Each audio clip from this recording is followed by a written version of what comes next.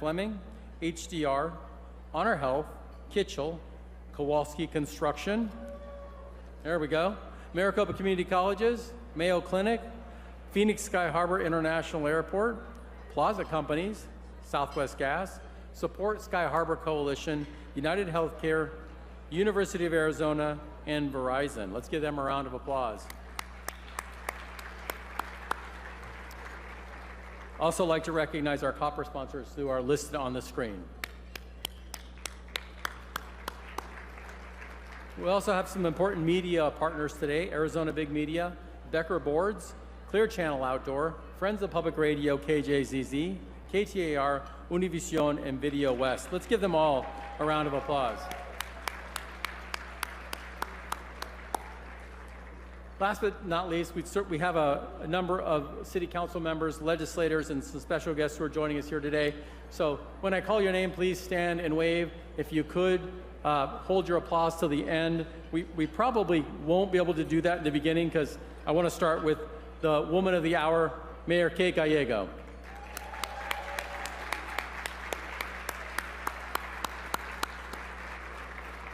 All right, from our state legislature, Senator Lauren Kuby, Senator Tina Sears, Senator Priya Sundaration, Representative Seth Blattman, Representative Janelle Cavero, Representative Sarah Lagori, Representative Stephanie Semachek. From the county, we have Chairman Thomas Galvin, we have County Supervisor Kate Brophy-McGee, and County Attorney Rachel Mitchell. From the City of Phoenix, our very own Vice Mayor Ann O'Brien, Councilwoman Betty Guardado, Councilwoman Anna Hernandez, Councilwoman Keisha Hodge Washington, Councilwoman Laura Pastor, Councilman Kevin Robinson, Councilwoman Deborah Stark, my councilwoman, Councilman Jim Waring, and our city manager, the illustrious Jeff Barton. We also have mayors from around the valley: Lisa Rakowski, the mayor of Scottsdale; Mark Freeman, the mayor of Mesa; Kevin Hartke, mayor of Chandler; Alexis Hermosillo, mayor of Mirage; Eric Osborne, mayor of Buckeye; and Mark Stanton, mayor of Paradise Valley, also the president and CEO of the Scottsdale Chamber. From other councils, we have Councilwoman Julie Spilsbury from the city of Mesa. We have our board leadership here, our immediate past chair from the Greater Phoenix Chamber, Mr. Scott Smith, and our chair-elect, Stacy Durstein, is here as well.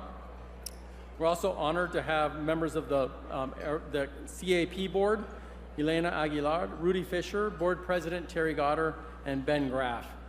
Also honored to have from Maricopa Community Colleges, Dr. Stephen Gonzalez, and governing board member Linda Thor. And finally, last but not least, representing Sonora, Mexico, we have Gerardo Venezuela, who's the State of Sonora Executive Coordinator and International Liaison for Sonoran Governor Alfonso Durazo. Let's give them a round of applause.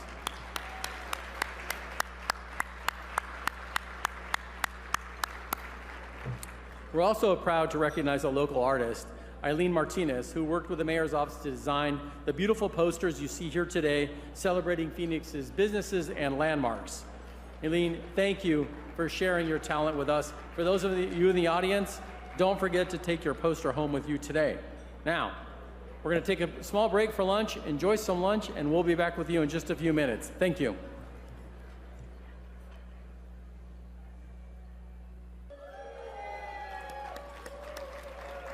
I do want to point out we have an on-time departure for my friends at Southwest here. We do consider ourselves fortunate to have such a strong partner in Southwest Airlines, and we thank them for their support, not only for our chamber, but our community and their investment that they continue to demonstrate in our region each and every year. So it is now my pleasure to introduce Steve Cisneros, Vice President, Airport Operations for Southwest Airlines, to provide some remarks. Please welcome Steve.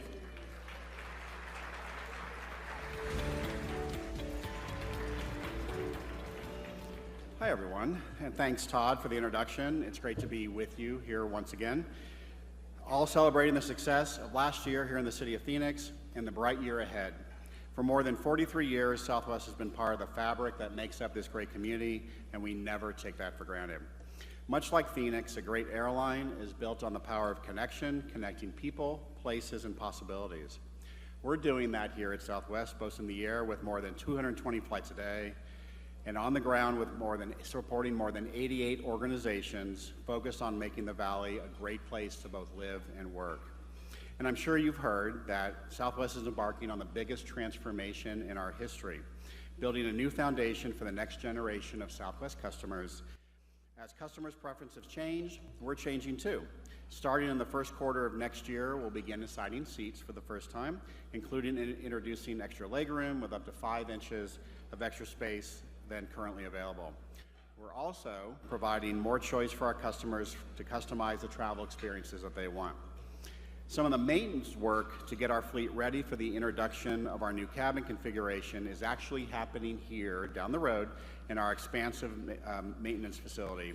And a big shout out to our tech ops teams that are working day and night to bring these planes ready for safe and service to all of you.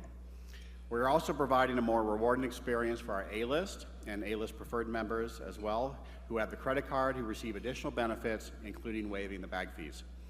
Now, I'm a firm believer in our product and service and the bright future that lies ahead, especially here in Phoenix. We offer the most number of nonstop domestic flights than any other airline in the United States, and we're the market leader in more than 20 markets across the country, and we have hands down the best people and best hospitality. And I want to shout out, wave our Southwest family here at the table. So great to see you guys. Here in Phoenix, more travelers are choosing Southwest than any other airline, and we're grateful for your continued support, and we never take you for granted, so thank you. Of our more than 5,000 locally based employees, and we're focused on continuing to earn your business every day. We're proud to be part of the Phoenix community, working hand in hand with community leaders and organizations to make Phoenix not just a great place to visit, but a great place for our employees and customers to call home. Thank you very much.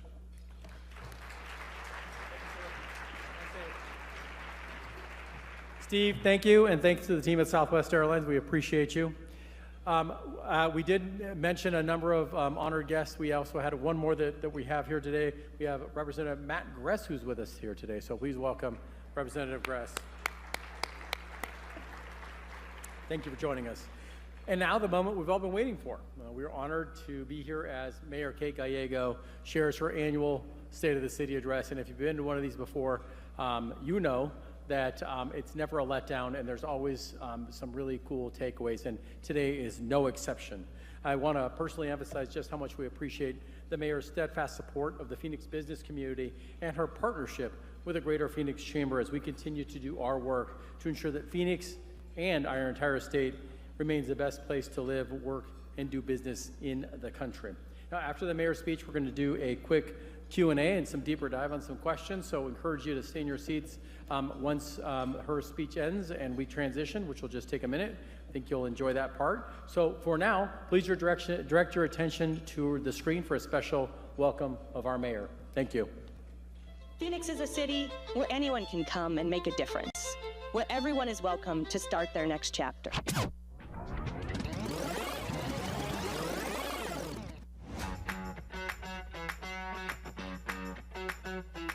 Phoenix is the envy of every city in America today. This $100 billion investment will not only create thousands of jobs, it will lead to new homes and apartments being built, new schools, and new businesses. While cities like Austin have garnered attention for drawing tech companies away from Silicon Valley, Arizona and Phoenix have been just as competitive. Mayo Clinic is making its largest ever investment in Arizona, announcing a nearly $1.9 billion transformation of its Phoenix campus. ASU's College of Health is moving to downtown Phoenix with a focus on improving health outcomes for all Arizonans. I'm talking about the city of Phoenix because turns out it's putting a big, large dent in its housing crisis. Mayor Kate Gallego officially will announce the city is 5 years ahead of schedule when it comes to creating or preserving 50,000 housing units by the year 2030. We would like to say thank you for the shade over the playground. The city hopes to get up to a 75% shade canopy. The Sombra Experiments in Shade is a project launched this year to help bring down the temperature at 9 parks.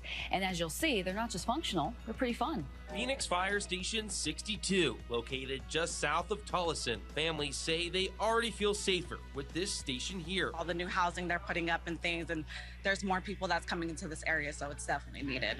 Phoenix, let's keep up the momentum we've created. Let's challenge one another to think better, bigger, and brighter. Most of all, let's keep looking out for each other.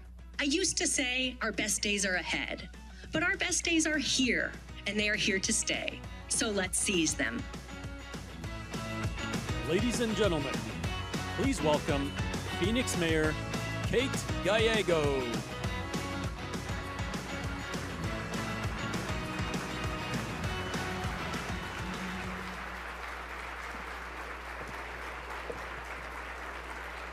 Thank you.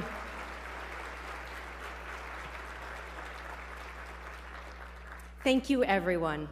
I'm so grateful and moved by everyone's presence here today. Thank you, Todd, and the fantastic team at the Phoenix Chamber. I want to thank all of the staff here at the Sheraton who are making this event possible today.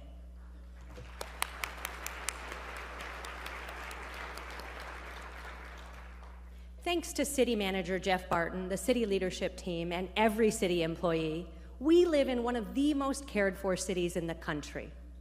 We are likewise fortunate to have peace of mind that our first responders offer us all. Let's give our city staff, our police officers, and our firefighters a big hand.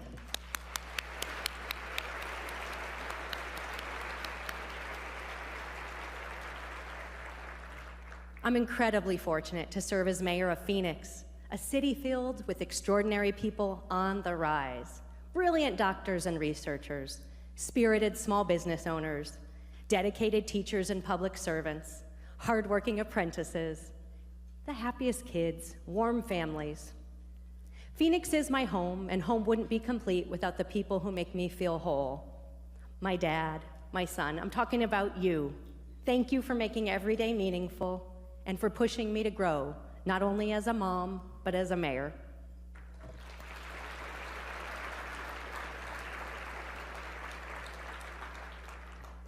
I always enjoy preparing for this event. It demands that we look to the future and asks us to reflect on the past. I've had the honor to serve as your mayor for 6 years now, and well, we've been through a lot together. A global pandemic, a recession, then a booming recovery. And today, once again, we're living in ever-changing times. We're seeing more chaos and confusion coming from our government in Washington than ever before. Markets swing with every whim, and that constant uncertainty. It affects our economy and throws wrenches into our daily lives. I'm glad that's not the case in Phoenix. Here in our city, we're showing how government is supposed to work. Amid the chaos and confusion, we're leading with competence and collaboration, and it's delivering results.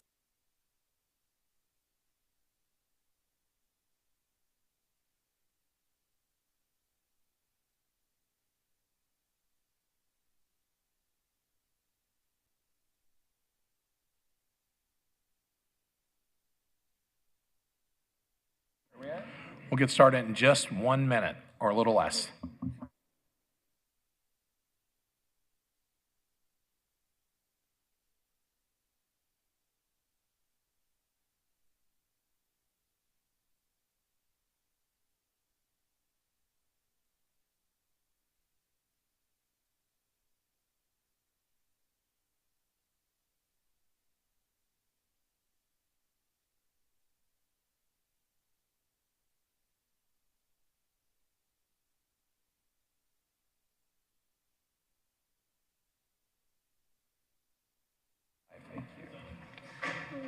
Good morning. I'd like to call the meeting to order. Welcome to the June 4th, 2025 Public Safety and Justice Subcommittee. I'd like to introduce our City Attorney, Jennifer Vega. Ms. Vega, please explain the role of the public comment.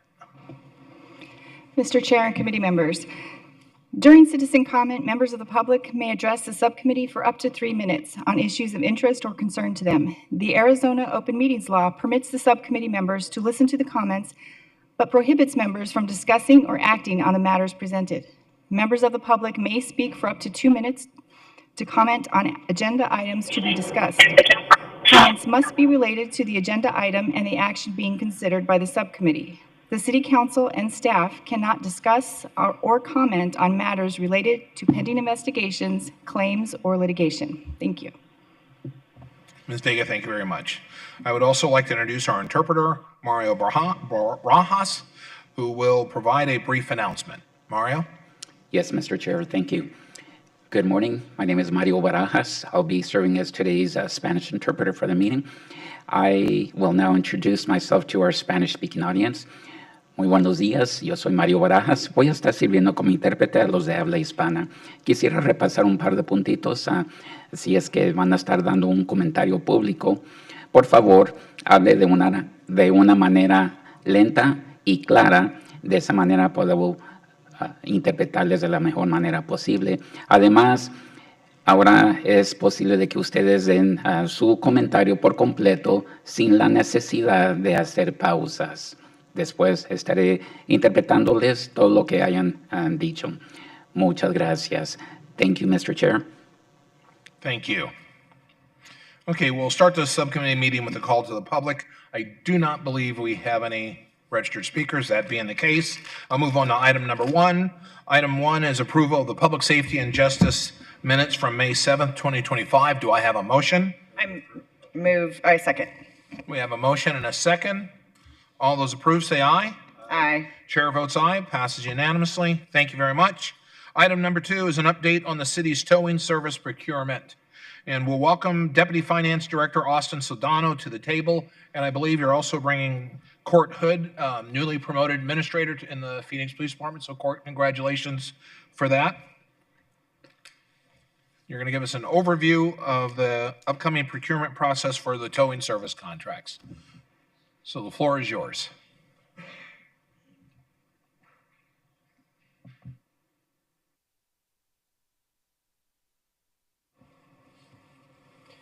Good morning. My name is Austin Soldano. I'm a Deputy Finance Director with the city's Finance Department, overseeing our Central Procurement Division. Good morning, Chairman Robinson, members of the subcommittee. Thank you for having us here this morning. We are here to provide a procurement update for general police towing services. That's going to entail an overview of the services and our current contracts, as well as a recommended path forward for a proposed solicitation. And I am joined here this morning in partnership with the Police Department with Police Administrator Court Hood. The topics to be covered in this morning's presentation include a background of the general police towing services, history and background of the Police Department's vehicle impound unit, an overview of the towing zones and applicable precincts, our current city contracts for general police towing services, and our recommendation for the upcoming solicitation.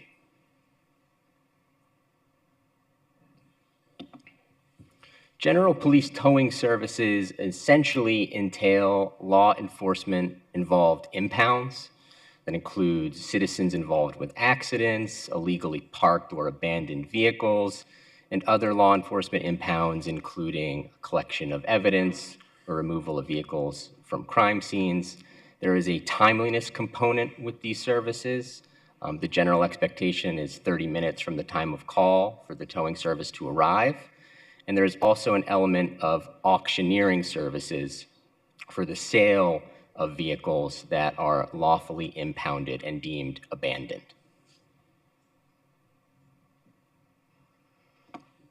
The Phoenix Police Department's Vehicle Impound Unit was established in 2006 and is solely funded by the city's towing program. That towing program includes oversight and administration and enforcement of the city's towing agreements. And from those agreements, the city recoups funds by way of statutorily governed administrative fees related to tows, as well as a share of auction proceeds. For reference, in fiscal year 23-24, the city recouped over $1.6 million in funds. And while fiscal year 24-25 is not yet completed, we have also exceeded $1.6 million this fiscal year. The impound unit includes 16 positions tasked with monitoring and auditing the city's towing agreements.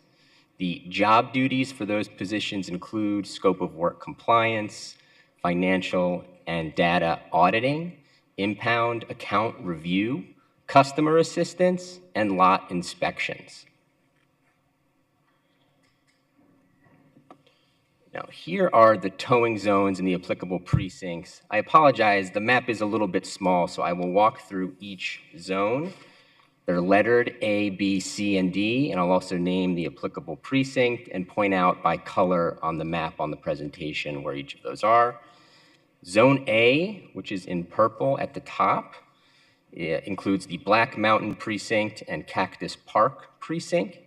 Zone B, which is in green on the right, that's the Desert Horizon Precinct and Mountain View Precinct.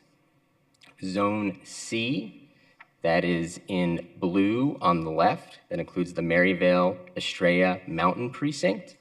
And Zone D, which is in pink at the bottom, includes the South Mountain Precinct and Central City Precinct.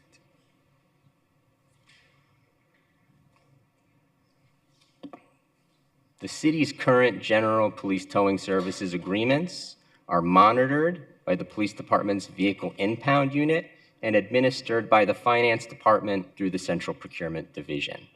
There are 4 contracts total, and they are covering each of the 4 towing zones. So 1 contract per towing zone A, B, C, and D. Presently, we have 3 vendors. One of those vendors covers 2 of the zones, and the 2 other vendors each cover 1 zone. Those contracts are set to expire December 31st, 2026, hence our reason coming before you today. We still have ample time to do a new solicitation and get new contracts up and running, but it is critical that we do so to allow for no overlap or allow those contracts to expire before new contracts are in place. Which brings us to our staff recommendation, which is to do a request for proposal to be issued by the Central Procurement Division on behalf of the Police Department.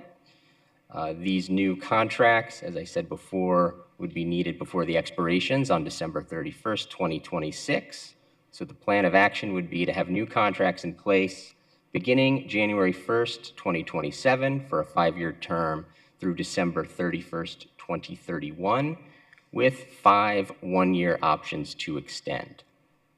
And for a general overview of timeline, the uninterrupted current schedule allows for approximately 6 months. So if we were to issue the solicitation in June 2025, our target council date would be December of 2025. That 1-year buffer allows for any delays to the solicitation process and allows for a transition period should new vendors be brought on for towing contracts. The proposed evaluation criteria, I would point out that this is not finalized at this point, but the current proposed criteria, the capacity and experience of the offerer, cost, and method of approach. In conclusion, staff is requesting this subcommittee for approval of the recommendation to proceed with a request for proposal for general police towing services to cover the 4 towing zones. We thank you for your time this morning. Thank you, Chairman Robinson, members of the subcommittee, and we would be happy to take any questions that you may have. Okay, thank you very much. Before I check with my colleagues, I do have a question. When you look at the slide before the last one, the upcoming solicitation slide, proposed evaluation criteria, what has always been an issue, especially with towing companies, I know we have that 30-minute response time, and certainly the same companies are going to they'll reapply for these contracts. The percentage of times that they respond on time or less than the 30 minutes, is that a part of the measurement? Is it that, I'm just trying to look at it when I saw the method of approach or the cost or capacity. Is there a way for us to take that into account? Because let's just say the Robinson Towing Company, if they can't get anywhere on time, why should they even be given consideration next time around, would be my question. Chairman Robinson, members of the subcommittee, that is something we can look into as part of their capacity and experience of the officer. We have extensive ability to look into the responsiveness and responsibility of offerers to all of our solicitations. and the Central Procurement Division, more specifically the procurement officer handling the solicitation, does have that right to investigate the records of these offerers to a solicitation to gauge past experience and their ability to provide similar services, whether it be to the city or to other municipalities. Okay, if we could, I would like that to be a portion of it that's reviewed. And, you know, otherwise we're holding a police officer out at that location, or a police aide or somebody just sitting there waiting for that tow company who's making money, you know, making money off of our time and such. So with that, let me check with my colleagues. Thank you very much for the answer. Let me check with my colleagues. Vice Mayor O'Brien. Thank you. To the chairman's point, are there any penalties in the contract related to on-time performance or lack, I guess would be lack thereof? Chairman Robinson, Vice Mayor O'Brien, members of the subcommittee, there is a violations process that is part of the contract monitoring, and I would actually defer to my colleague, Mr. Hood, who I believe can provide some additional background. Chairman O'Brien, Chairman Robinson, Vice Mayor O'Brien, members of the subcommittee, there is a violation for timeliness. It's currently $75 per each incident of being late, exceeding the time per the contract requirements. And do we enforce that? Yes. Okay.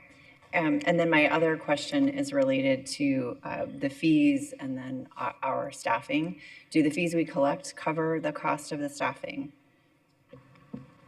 Chairman Robinson, Vice Mayor O'Brien, members of the subcommittee, we're currently calculating that because our revenues for this year about $1.6 million, and we're calculating based upon the amount of time staff spends working on the contract. We're calculating the amounts to see if that covers it.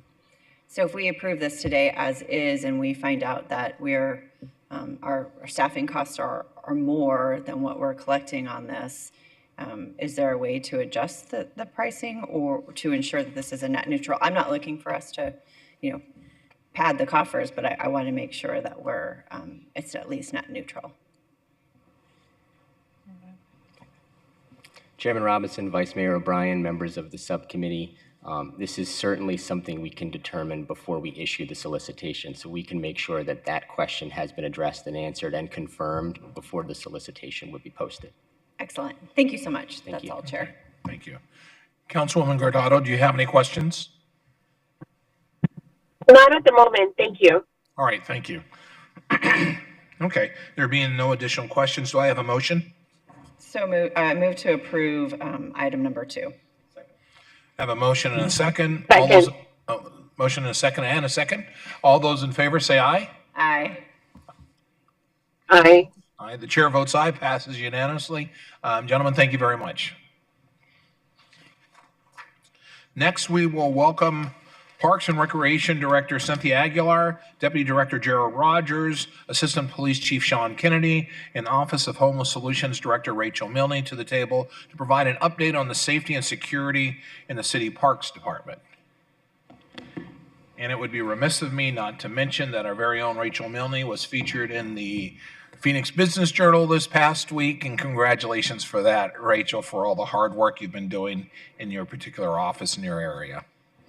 Mr. Chair, I'd also like to introduce the illustrious Assistant Director, Marty Whitfield, as part of the presentation team. We added him to the mix. Oh, I'm sorry, I didn't see you there. But you know, he is a Dodgers fan, so I'm just saying. Okay, I apologize. We almost didn't let him come. Good morning, Chairman Robinson and subcommittee members. Today we are here to provide you with an update on our efforts to provide safe, clean, and accessible parks for park users to enjoy throughout the city. With one of the largest municipal park systems in the country, we are fortunate to be able to offer a wide range of recreational opportunities for visitors and residents. With such a large park system, it does take a variety of methods and strategies to maintain parks that are safe and welcoming. With me today to provide you with an update on our efforts are the individuals you already mentioned, so I won't go through and name them again, but we have a team of folks with us today who will be providing the update for you. Today's park safety update will provide an overview of the role of park rangers and the code of conduct, trespass procedures and collaboration with the Phoenix Police Department, security services in our parks, ongoing efforts to enhance safety, and a look ahead at proactive efforts to continue to work on new things that may help us achieve safety and accessibility in our parks. With that, I will now turn it over to Jared Rogers. Thank you, Cynthia, and good morning, Chairman Robinson and members of the subcommittee. As Cynthia mentioned briefly, I'll start with discussing our park rangers and the code of conduct. The park rangers are our primary frontline employees charged with educating and enforcing the code of conduct. Park rangers are categorized into two distinct classifications that focus on different types of parks. Both groups of rangers enforce the code of conduct. Our urban park rangers focus primarily on our city's 188 urban parks, while the preserve rangers focus on 41,000 plus acres of preserves and other natural areas.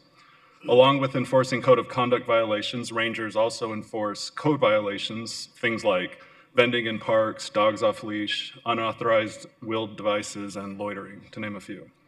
Rangers lead with education, and most of our interactions are, luckily, unfortunately, with people who are using the parks and facilities as intended.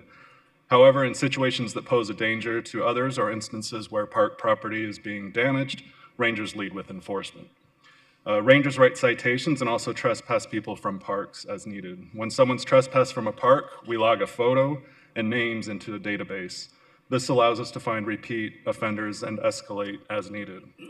Our rangers frequently collaborate with the Office of Homeless Solutions, the Police Department, Neighborhood Services, and others on our joint efforts as needed. Can I ask a question? The Code of Conduct was originally passed, oh, sorry. Councilman Waring. Thank you. So, we've discussed this offline. 188 parks, about how many acres is that? Close to 10,000 acres of urban parkland. And how many rangers do we have out at any given time? On a typical day when Councilman Waring and Chairman Robinson, members of the subcommittee, on a typical day, not factoring in any vacancies or vacations, a full team would include during the shift 6 park rangers. They ride in pairs, so 3 vehicles with 2 park rangers and a ranger supervisor. So, I mean, honestly, it's not even close to like 1 person per park at a time. That's not even remotely close. And this isn't a criticism of you, it's just, it is what it is. And then even if you were camped out right in the middle of a lot of our parks, you might not be able to see activities that are illegal or that we don't want or vandalism or whatever, because it's so many acres too. I mean, you might not be able to see one end of the park from the other, probably won't. Which is why we hired the private security to go out, which I was glad about.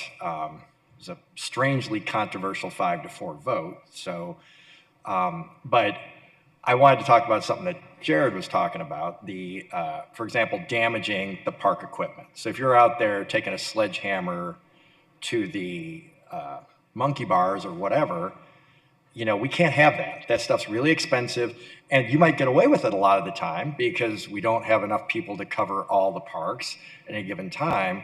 So the whole, we're going to lead with warnings or something, that doesn't really work for me. We need to be working with enforcement. And if you're out damaging our property because it is ours as taxpayers, do we make you pay us back? Councilman Waring, members of the subcommittee. So in the case of the vandalism, that is something we are leading with enforcement. So I just want to make sure that's clear. And Jared will get to that in one of the next slides, where that's actually one of the potentially immediate criteria where there could be a trespass for 1 year from all city parks. Currently, we do not penalize through fines unless that comes through a citation, Jared? Yeah, if charges are made and there's, a court case involved, there's a process in place where we could recover costs for sure. But only in the, Mr. Chair, only in the case of a court case. Otherwise, you're banned for a year. I mean, that seems lenient to me. Is a lifetime ban out of the question? I mean, literally, it sounds like you could take something, a sledgehammer or something, trash our equipment, which is super expensive. I use my own office budget, as you know, Cynthia, to buy equipment for our parks, so I know exactly how expensive that stuff is, and the shade and everything else that goes along with it. It's just completely not acceptable, and we have had, I don't know about the sledgehammer, but we've had fires and stuff go on. Every once in a while we catch somebody. So I think it should be more severe than what we're talking about. And if anybody says, well, you know, they should get to come back in a year, I think that's ridiculous.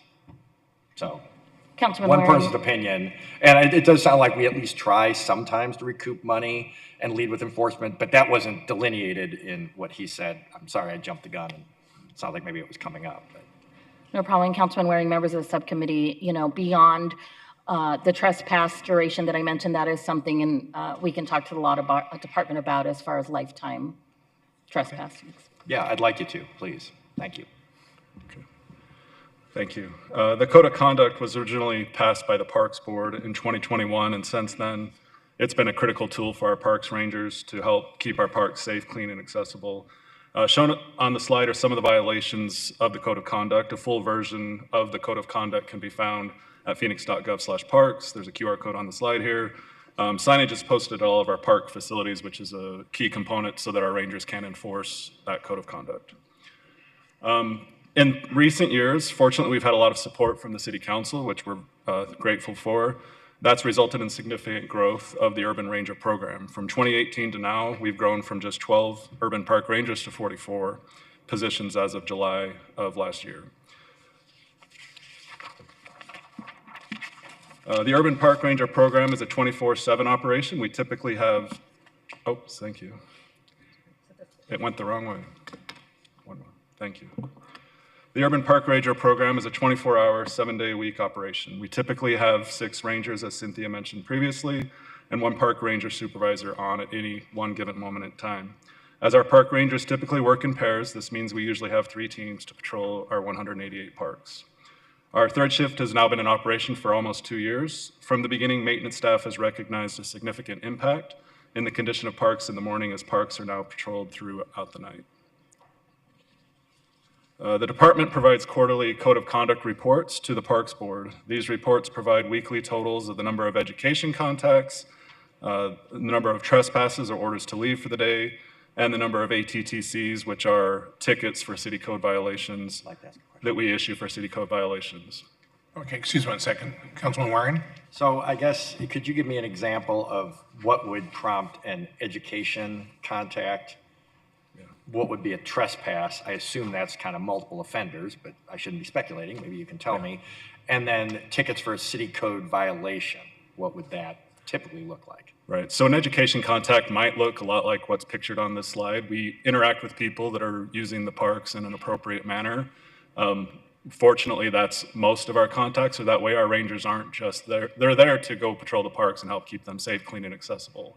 They interact with everybody. It might be a quick interaction, but they make a record of those contacts. So can I interrupt rudely? So the 20,415 contacts are not necessarily negative contacts. Not all of them, no. They might be like, hey, I see you've got young kids. Did you know that there's cool stuff at the next park over or something like that? Yeah. Chairman Robinson and Councilman Waring, yes, that's the case. And some of them are truly somebody just does not know what the rule is at a park. They may be, you know, kicking a soccer ball up the slide, and a ranger might say, you know, that's not really appropriate. So those are the types of contacts. However, when Mr. Chair, I might in future slides, now I know, but just going forward, you might want to like spell that out a little bit, because it seems like when I just look at this the way you laid it out in the slide, that a lot of people were causing trouble in our parks, and we were trespassing very few of them. Understood. There probably are a lot of people who we aren't contacting who are misusing our parks, and we're never seeing because of what I said earlier about the acreage and the number of parks and the few number of rangers. But we also don't want to give people the wrong impression. Like a reporter or something could look at this and go, wow, it sounds like our parks are a total mess, and they're not really doing anything about it. And that's, at least these numbers, that's not really true. That would be exaggerated, so. Councilman Waring, thank you for that feedback. And then to continue on with the trespass and orders to leave. So typically, and we have another slide that will address this a little bit, those are more aggressive violations. So again, this might be drug paraphernalia or somebody with, you know, controlled substances that they shouldn't have in a park. It could be vandalizing a park, it could be loitering. And then the citations for city code violations would be like after hours. If our rangers come across somebody in a park, there's no reason to be in a park, and that's when we would be writing a ticket for loitering. So those are some examples of how those different categories would break. Can I go back, Mr. Chair? Sorry to interrupt. So the 2,564 trespass, that's still quite a bit considering the number of parks, maybe not surprisingly low given the few number of rangers. But, you know, if people are using drugs in our park or vandalizing our park, so were all of these, did they result in police calls? And if not, why not? So when, Councilman Waring and Chairman Robinson, when there are interactions that include controlled substances like drugs, we absolutely coordinate with the police department, and there is likely a resulting citation that occurs along with the trespass from the park. Okay, so if a crime is being committed, you are definitely calling? Yes. Okay, because again, that wasn't necessarily spelled out here. Okay. Yeah, and the numbers, we hope, help illustrate that our ranger's most effective tool for dealing with someone who has violated the code of conduct is to trespass them from the park. In 2024, the weekly education contacts average about 392 a week. I just have some more notes about how it breaks down, but I think we've talked about this one, so we'll go on to the next slide. Code of conduct enforcement. We are always looking at opportunities to improve how the code of conduct is enforced. An issue that we've recently moved past that used to cause us issues is the way we enforce at the boundaries of our parks. Previously, rangers weren't always able to enforce all the way to the street in some parks. Rangers only enforced up to the park's property line. Working with the law department, we were able to identify that rangers do have authority within those areas maintained by the Parks Department that are immediately adjacent to parks property.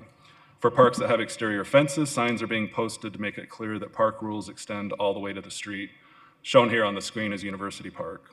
The department also routinely reviews field operating procedures to ensure that our rangers have a clear understanding of how to use their trespass authority while staying within the code of conduct policy parameters. We're ensuring that serious violations result in appropriate trespass durations. Another improvement we now have at our disposal is the code of conduct answering service. But first, I'll talk a little bit about code of conduct enforcement. As Cynthia alluded to earlier, these are some of the violations that would result in a one-year trespass from all of our parks. So using, possessing, or selling drugs or paraphernalia, aggressively intimidating or harassing others, endangering themselves, others, or wildlife, brandishing or discharging firearms, anything that would rise to the level of a felony, or abusing or vandalizing a park. Chair. May I? Thank you. On that code of conduct enforcement, you have brandishing or discharging firearms. Where would knives fall or other weapons fall in this category or in this area? So for brevity on a slide, it does talk about weapons as well. So if they're brandishing a weapon, including a knife, that would also be a one-year, that's one that I should have mentioned in my notes, but a knife would also be cause for a one-year trespass from all parks.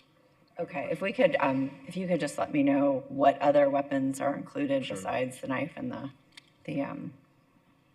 guns, firearms, I would, thank you. Thank you, Chair. All right, so thank you, Mr. Chairman. Jared, so you're pointing a gun at somebody in our parks. It's a drug deal gone wrong. We're only banning you from the park for 1 year. Councilman Waring, members of the subcommittee, that is currently how our procedures are written, but this is something that we, again, can talk with the law department as far as increasing that threshold. So I get convicted of brandishing my gun in a drug deal in the middle of our park, and I serve 2 years. My 1 year suspension from the park will have expired. So as soon as I walk out the door, I can go right back to the park and start doing my nefarious drug dealing and gun brandishing again. That doesn't make a lot of sense. So I don't think they should be current sentences. However long you make it, I would say lifetime bans, certainly appropriate. We want people to come back to our parks, parents, kids, etc. They're probably not gonna if they see a lot of sketchy people doing drug dealing in the middle of the playground area. So I really think we should revisit the 1 year ban, but I also think whatever we do, we shouldn't make it so that if you're in jail and couldn't possibly go to our park, that that counts as your ban. So I don't know how often that would happen, but it probably has happened is my guess. given the severity of some of the things I'll mention here in a little bit that have happened in our parks. Thank you. Thank you. We do have also another tool is the Code of Conduct Answering Service. This is a new program implemented as a pilot back in September of last year. It's resulted in over 836 phone calls from residents who are able to inform our park rangers of issues they're observing. The calls are handled by a third-party vendor who receives the pertinent information and then relays it to the park rangers.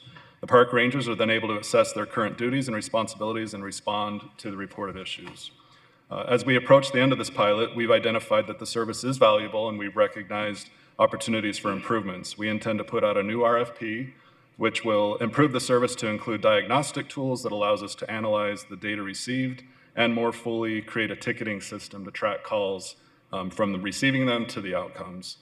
The Parks Department and our rangers are grateful for the cooperative efforts we've been working with the police department on. And with that, I'll turn the clicker over to Assistant Chief Kennedy to talk a little bit more about some of that cooperation and collaboration. Good morning, Chairman Robinson, members of the subcommittee.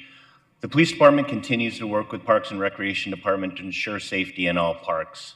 One of the areas we've made improvements is in our safety efforts is through improved communication between parks and police. Last year, Parks created a pathway to electronically share the park's trespassing log. This allows officers who are on a call for service or any type of on-view activity in the park to check if an individual has received a previous trespass notice. If an individual has been told they've been trespassed from a park, police can take immediate enforcement efforts and arrest the individual in question for trespassing. Additionally, if police make an arrest in the park, they can work with parks to issue an immediate trespassing notice or add an additional charge of trespassing if the individual has already been advised to not be in the park. This improved communication will allow both parks and police to address individuals who are not utilizing the parks for its intended purposes in an expedited manner. The data on this slide is specific to calls for service related to individuals trespassing in the park. In 2023, the police department received on average 39 calls for service per month related to trespassing, and that has increased to 44 to 45 on average per month in 24 and 25. The next data set breaks down trespassing arrests in parks from 2023 to May of 2025. Arrests and citations in lieu of detentions in the park in 2023 were on average 8 per month and increased to 10 per month in 2024. On the next slide, the data shows that the calls for service related to violent crimes in parks, which is average between 44 and 46 in years 2023, 24, and 25. In the next data set, it pertains to the number of deceased people that have been reported in the parks. The majority of these have been related to either overdose deaths, heat-related, or a medical event. And with that, I'll turn it over to Assistant Director Marty Whitfield.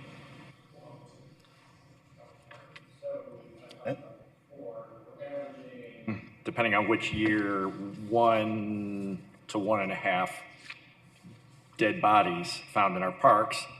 Cynthia, some of those dead bodies were found by citizens bringing their kids to parks and stuff, correct?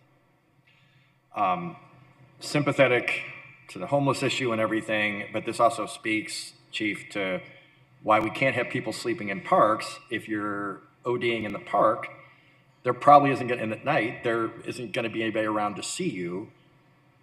And then a citizen comes in the next morning and finds a dead body. That's bad on all fronts. Not trying to diminish the death, but I mean, at some point, I don't know if I'd ever be going back to a city park again after that experience.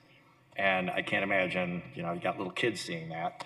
It's simply not acceptable. We don't have enough people to patrol, which is again, why we really have to clamp down while we can of making sure people who are misusing the parks don't come back.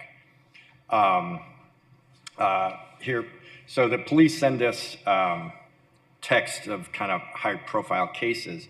On April 1st, officers are investigating a shooting at Cesar Chavez Park.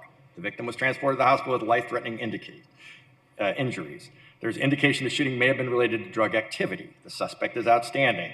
There'll be a heavy police presence as they hold the scene. Now, if I was a citizen, I was getting this text, I don't know, I'll be going back to Cesar Chavez Park until you caught the perpetrator. I don't know if you did or didn't. That isn't usually what's included here because that's after the fact. That's not a welcoming experience. So I see the numbers about the trespassing and so forth, which are kind of shockingly low. It's not even, the trespassing arrests isn't even 1 per park for a year. We have 188 parks, and in 2023 it was 101, 2024 it's 119, but we're finding more than 1 dead body a month. So we have trespassing arrests, and in 2023 was 101, but you found 17 dead bodies, which generally indicates misuse of the park. Probably weren't in the middle, there might have been a few people camping who, like you said, overheated, but I'm guessing that was mostly at night too, not during the middle of the day, because the rangers would have been kicking them out if they had a tent set up or camping. So that seems like a really high percentage of deaths in our parks to actual trespassing. It speaks to really the lack of security. And again, we did add security a few years ago, and 4 members of the council voted no, a couple of whom are gone. I might ask what was the thought process behind that, given the numbers that we're looking at. We need a lot more security at our parks, certainly not less. I think a lot of activities that are going on, vandalism and such, because I get notices from my district about fires in parks and so forth. We've heard it all over the years. Drug paraphernalia, needles, you name it. The less of that happens, the better, to say the least. And the only way that's going to happen is more authoritative eyes on to prevent people from misusing our extremely expensive facilities. Cynthia, any guess as to how much our collective parks real estate holdings, you probably don't think of it that you own a real estate empire, but you actually do. Like, how much would that be worth? How much do taxpayers pay for all this? Councilman Waring, members of the subcommittee, that would be good information to look at that we don't have available. But as you heard earlier, we have a lot of park assets. We have almost 200 parks. We're at 188. We'll be opening 189th park next month. More community centers opening. So to your point, we do have a very valuable asset of parks and recreation amenities. And we want to incentivize people, Mr. Chair, for people to come back and use it. And they're not gonna if they're experiencing what I just said to Cesar Chavez. I mean, you had the shooting, and then May, I think it might also have been May 1st, you had a dead body. And I just looked back 2 months, and that's what I found. That's not atypical. I mean, your statistics bear out, it's happening once a month or more, maybe 1.5 a month. We can't have it. So I appreciate that on the private sector side, I think you said, didn't we change contractors, and that produced more people showing up for work, and then obviously that produces more contacts, I would think. Yes, Councilman Waring, members of the subcommittee, with the addition of the security services at the 12 select parks, we've increased our ability to conduct those patrols, get eyes in the parks. We've also added park rangers for 3rd shift. So with both of those additions, that's increased our ability to know what's going on after hours in particular, and outside of those hours as well. Doing this from memory, I believe we only added the private security in the fall of 2022. Is that right? Yes, Councilman Waring and subcommittee members, to your point earlier, we did switch security providers. I believe that was in May of 2024. May of 2024, we then switched to a new provider. That was some of the direction we had received from this subcommittee in the past. We went with a provider that now has body-worn cameras. They also have a higher ability to provide the services that we need in terms of the way they train their security guards, the background that their guards have maybe, and with some law enforcement experience, and then their ability to provide more data analytics for us to look at. So my point is that private security is new. That's a relatively recent innovation. To Chief Kennedy's point about the log, I think that was also this subcommittee kind of demanding it, because we found out the police didn't know who had been trespassed. And I think that's true too, right? That's a relatively, like last year or so, 2 years. We didn't realize that the rangers weren't communicating with police.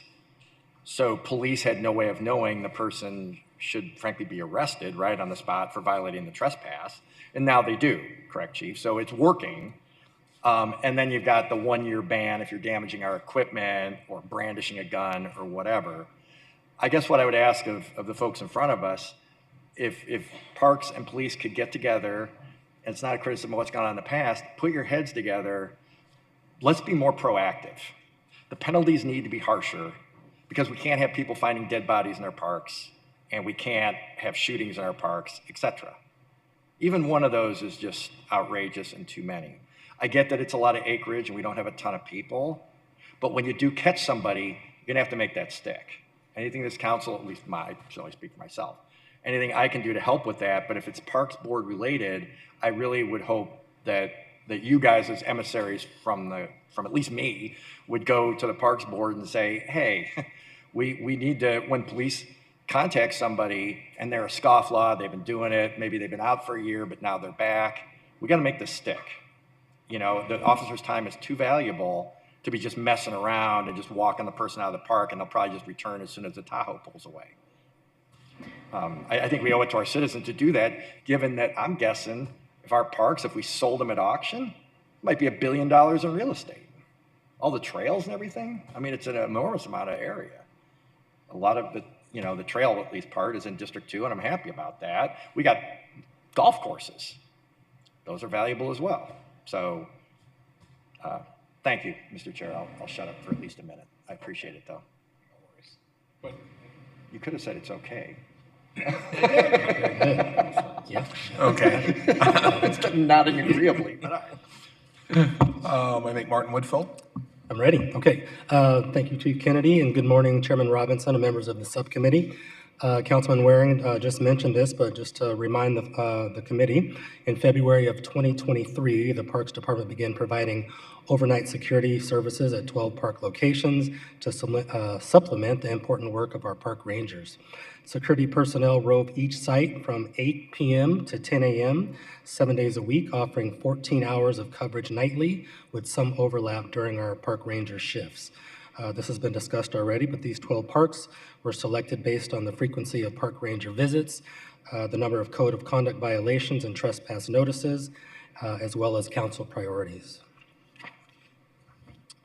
Our current contracted security provider has been providing patrol in the Phoenix area for over 7 years. Cynthia mentioned this, but all of their guards are equipped with Axon body camera technology that can be shared with our Phoenix PD and allow the security personnel to take pictures when they contact park patrons.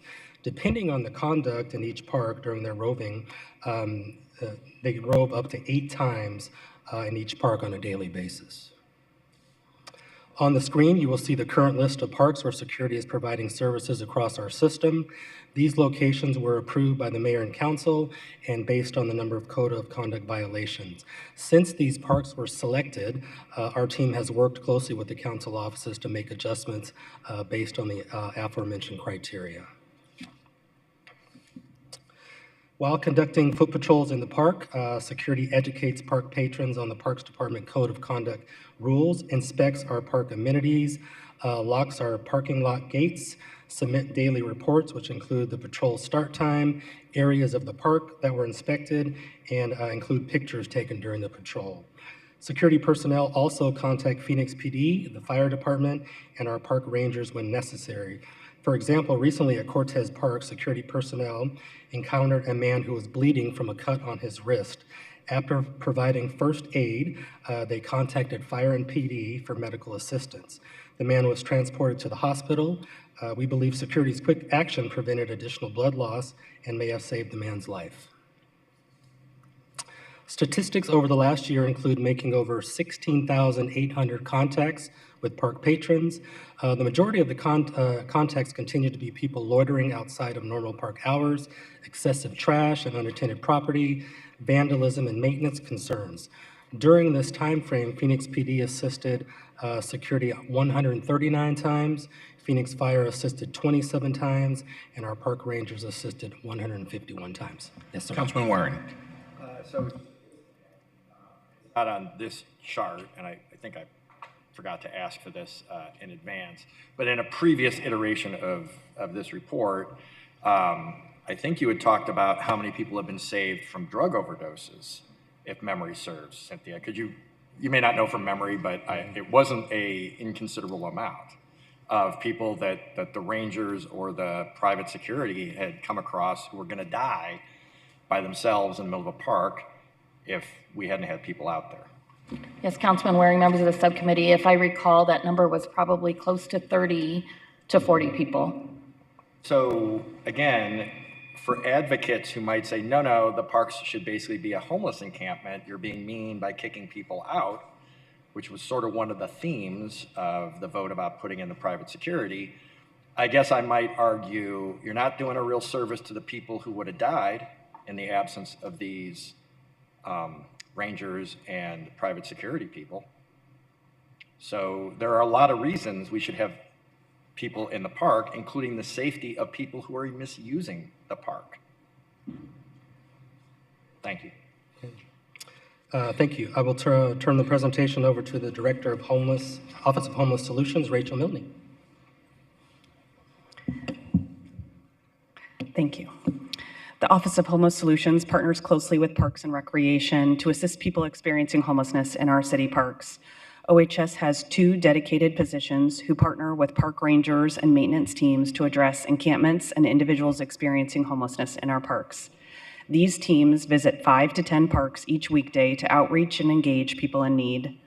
Our teams visit parks where encampments have been reported in our Phoenix care system and where we know we've historically had encampments. The goal of the OHS Parks team is to support park rangers by offering various homeless services to people in need. We can transport people immediately if services are requested or accepted. Our teams conduct personal property assessments on unattended property in the parks, and we can store property when necessary, leaving a notice at the park for individuals to be able to recover their stored property. Our interdepartmental team resolves encampment issues in our parks by offering services with a dignified approach to the needs of the people in the park and their belongings. I'll now turn it back to Assistant Director Whitfield. Councilman Waring. So Cynthia, relatively recently, I know it's been an issue in Tempe, people were providing, I think, medical care and food and so forth, or at least attempting to in our parks. Can you describe what was left behind and why maybe that idea isn't ideal? Because again, that's not what the parks are for.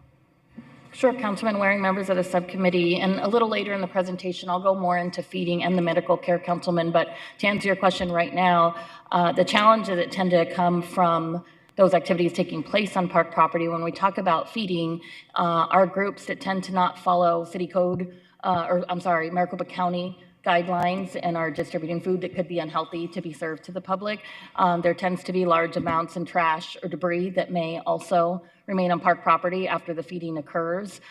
There may be individuals that were participating in the feeding activity that may remain on park property that leave behind other drug paraphernalia, other things that are unsafe to remain in the park. In terms of the medical care that you mentioned, we have had one park in particular where there's an organization which happens to be, to our understanding, an unlicensed individual that comes out and announces he'll be out on park property to provide medical care and then continues to provide aid to open wounds, leaving biohazard potentials on park property.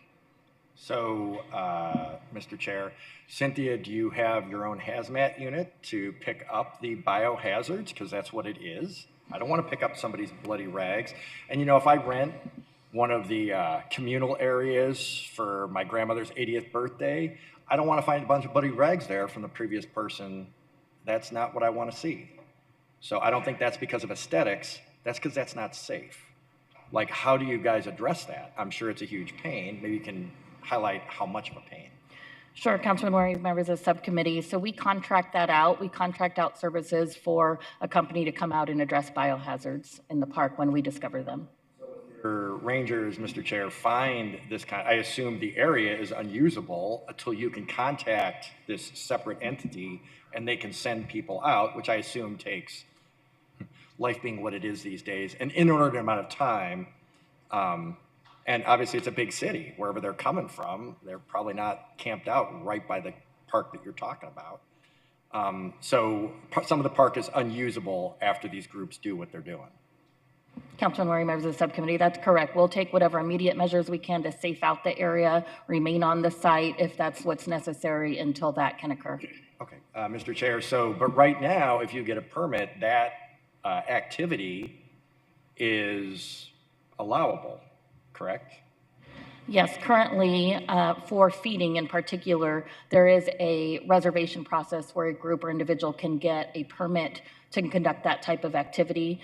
It allows us to determine time, place, and manner, if you will, where they can be, how often they can be there, and to know if there are any issues with that group, then we then know who they are and can follow up with them accordingly. I will say that later in the presentation, I will be going into details about work that we've been doing with the law department to address feeding, to handle that differently, as well as the medical services on park property. Mr. Chairman, never known for my patience, might I offer a suggestion now. Certainly, if you violate our rules, you should be banned, no more permits. I would also suggest to the law department, we certainly ban, like the medical care. That's not what the parks are for. That's what emergency rooms, hospitals, and doctors are for.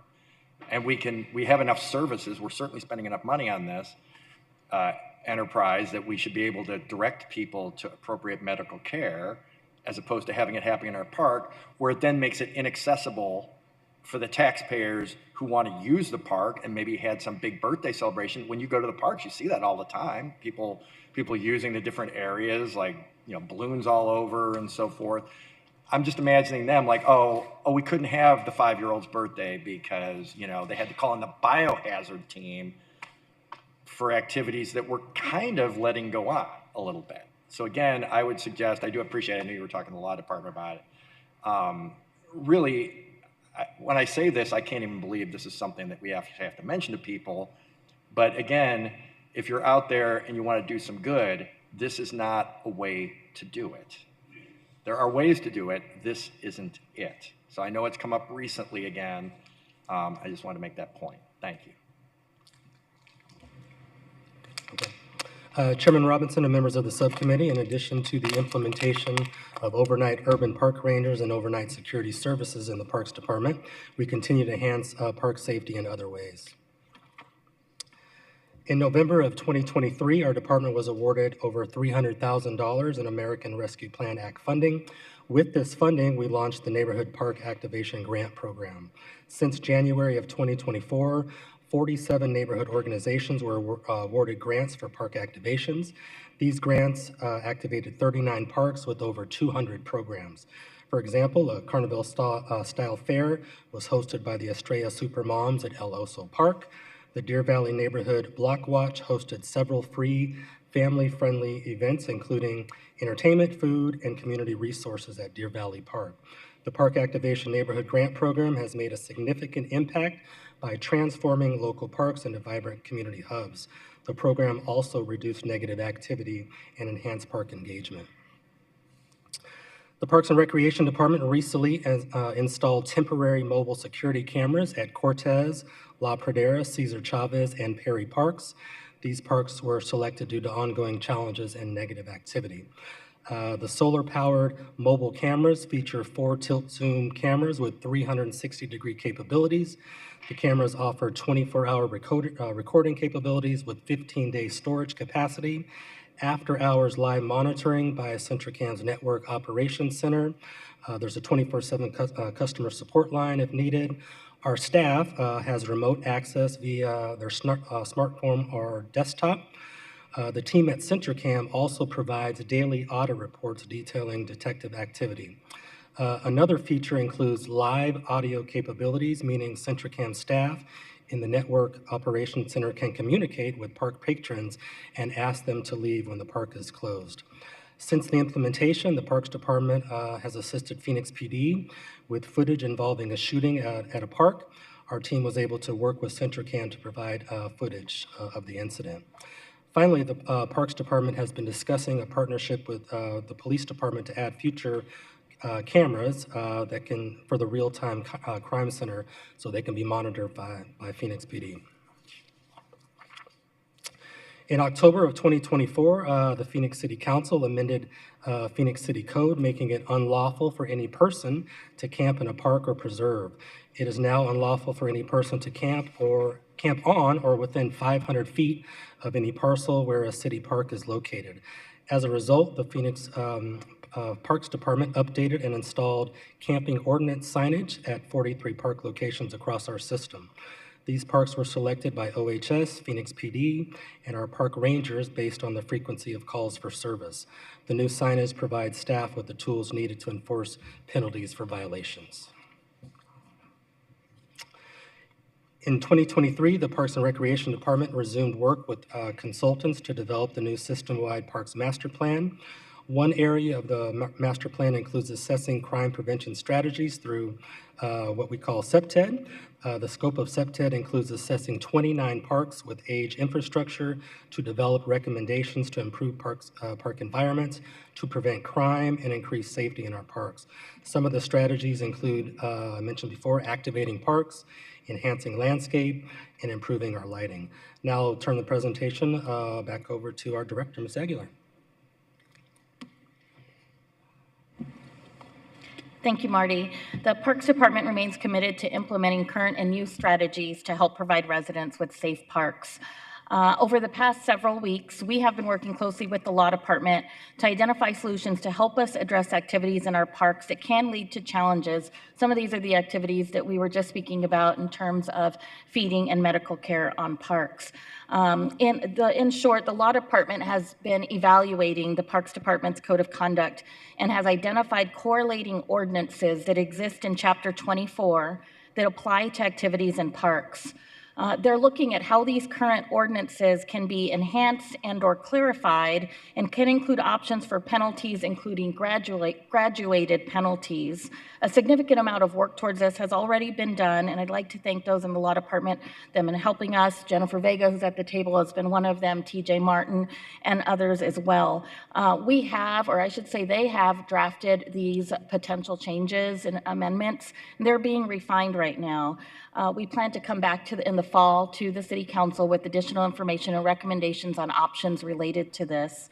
The Law Department in our recent discussions has also reaffirmed that the city can implement reasonable time, place, and manner restrictions on activities in public spaces, but these restrictions must be reasonable and content neutral. In the case of feeding, we're working with the Law Department, as mentioned earlier, to create a special permit process that could have some stipulations that do not exist now. That could restrict things like being required to put a deposit down that could help with some of those charges that might be incurred from having to clean up property if that's not done so. Things like requiring community outreach, things or notification to let them know what activity will be taking place.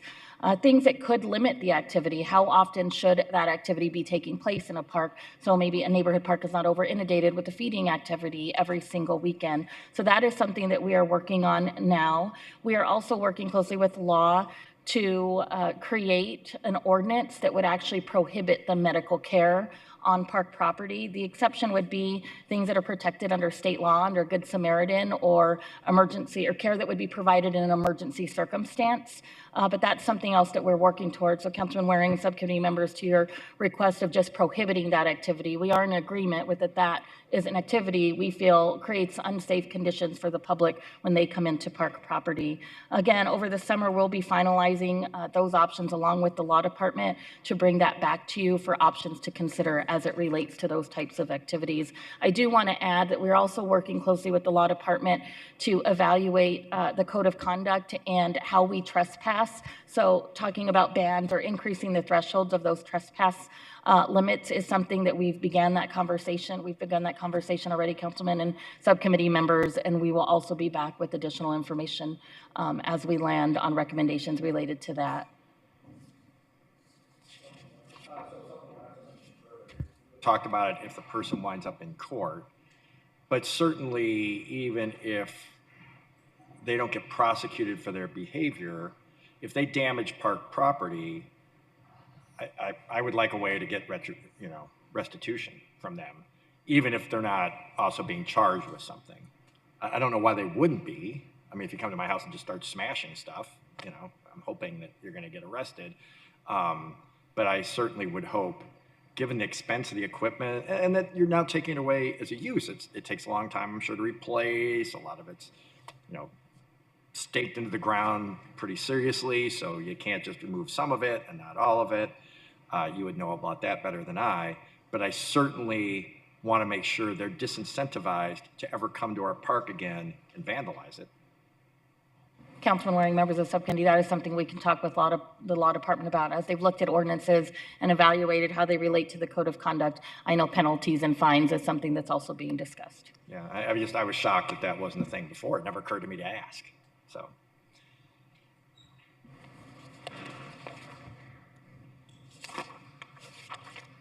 Sorry, last slide. The parks, so looking ahead, the Parks Department will continue to work closely with the community to implement park activation programs and events. We strongly believe that when you incorporate multiple strategies, including activating parks in positive ways, those are going to be one of the best ways to deter negative activity from taking place in our parks. Additionally, I know this has come up in discussion, but with the recent increase in the city's TPT sales tax, there will be an increase in the Phoenix Parks and Preserve Initiative funds that we receive as well. So we expect over the next few years that 3PI funds that will come in will go up to in the amounts of $7 to $9 million over the next starting this next fiscal year into the next 4 to 5 year period.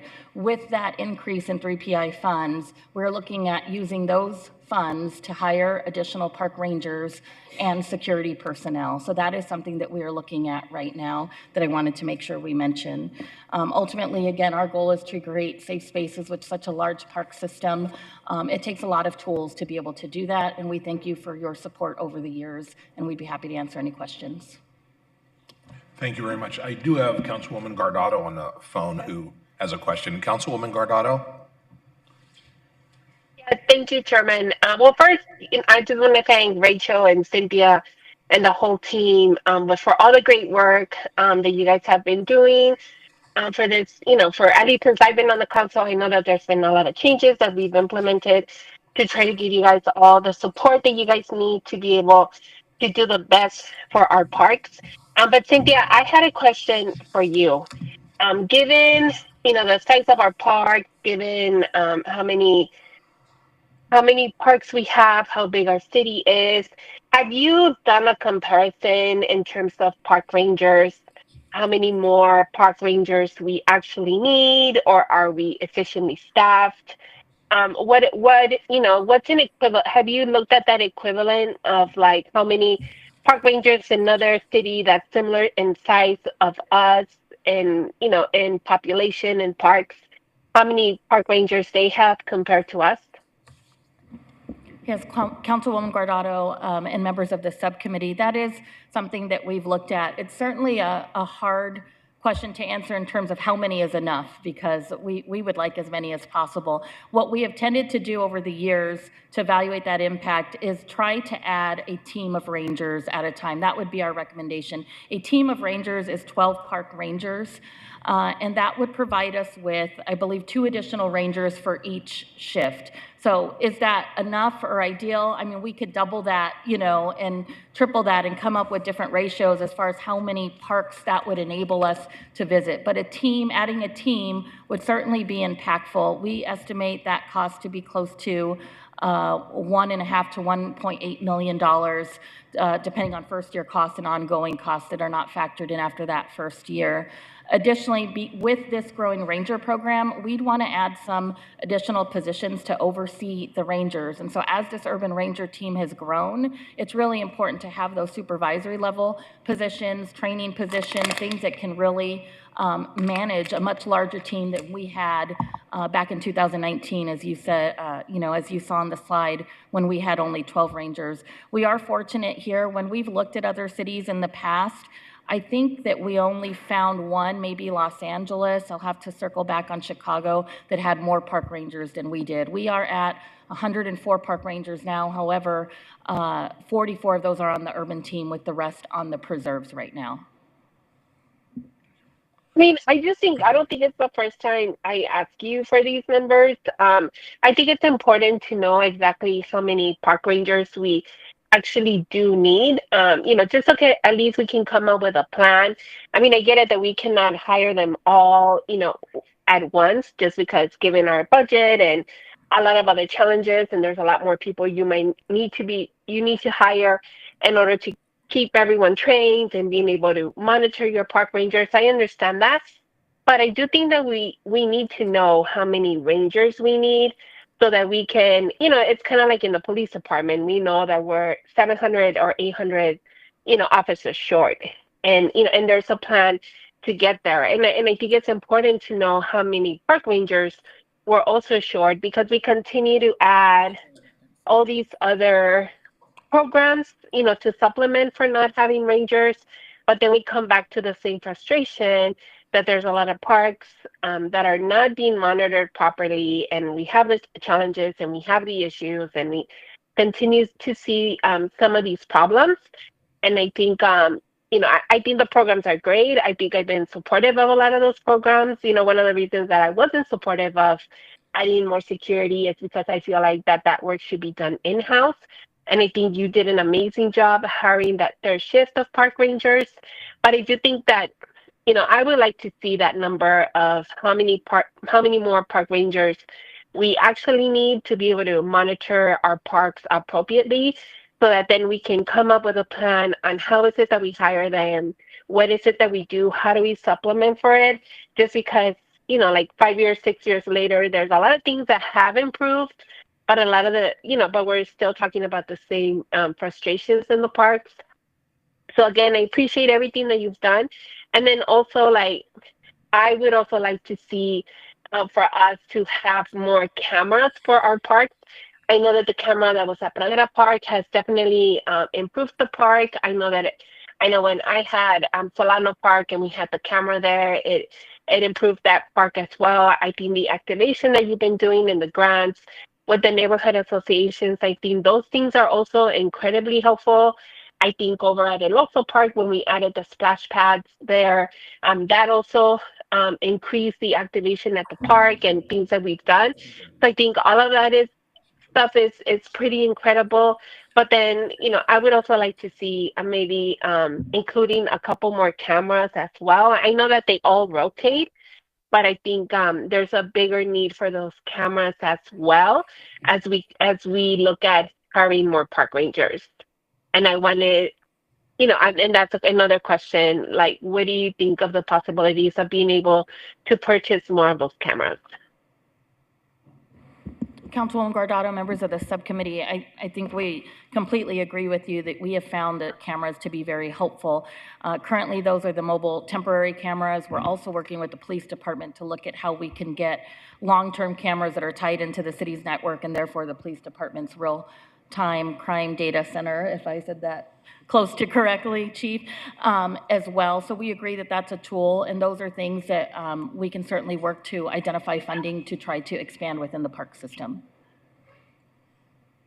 And then is Chief Orender there? Chief Or Kennedy's someone at the from table. police? Chief Kennedy's at the table. Okay. Okay, thank you. Chief Kennedy, I guess my other question to you is, how easy would it be? Because I know we have a couple of parks along 27th Avenue that can maybe very easily, that we could have some connectivity, maybe having a camera at the park that then can connect to the RTOC. Is that possible? Councilwoman Guardado, Chairman Robinson, members of the subcommittee, yes, that is possible. So as long as these cameras are compatible with the Milestone platform, then we can easily tie those into our real-time operations centers. Okay, because I mean, I would like to see that. I know that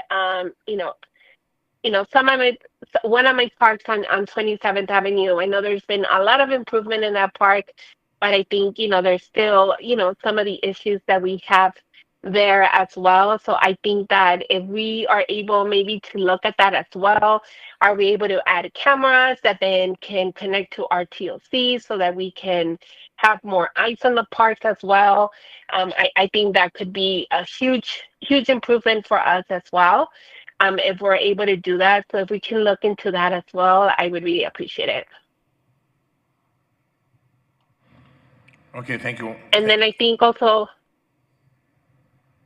yeah, and then Rachel, like, I mean, I guess my question to you is, how many times do we trespass before we contact PD? Councilman Guardado, I'll actually have Cynthia answer that question since OHS doesn't actually trespass. Okay, sorry about that.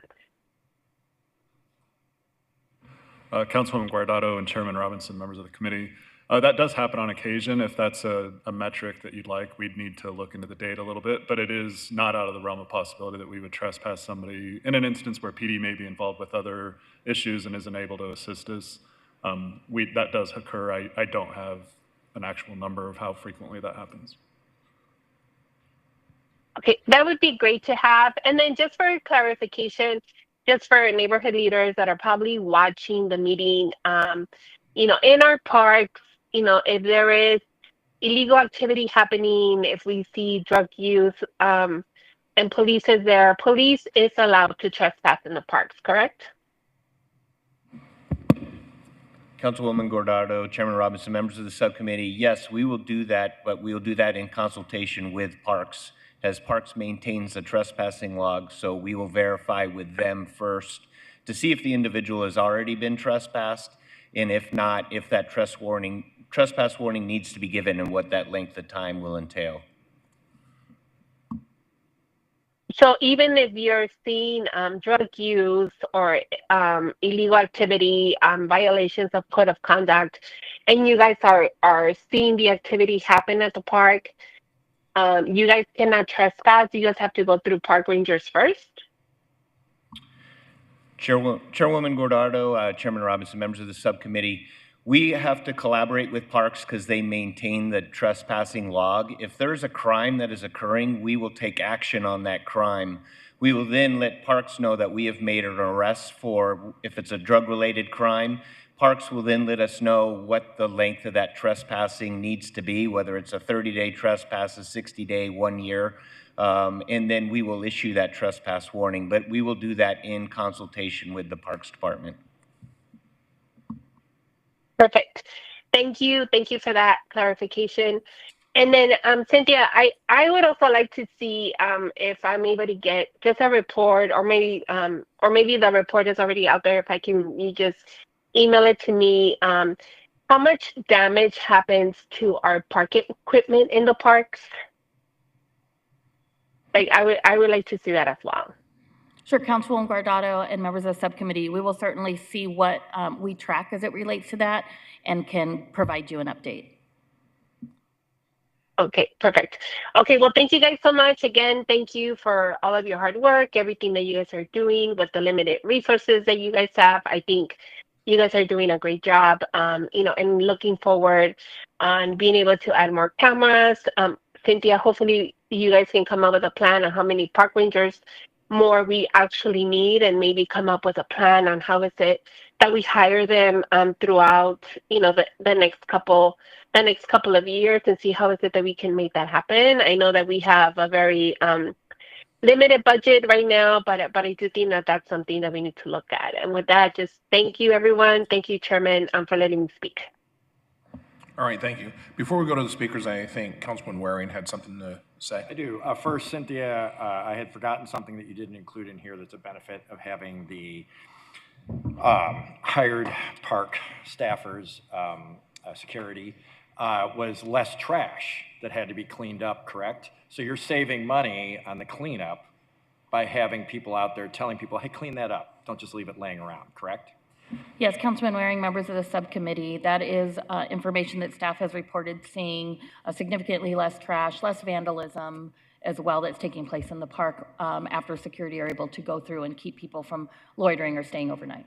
So with 10,000 square acres, Mr. Chair, and 188 parks, I would say we need a lot more park rangers than we have now, same as we need a lot more police officers to patrol our 5,000 miles of streets, as well as all the other things police officers do, respond to calls and such. But I would say this, the cameras are not a substitute for eyes on, because you can just throw your trash all over.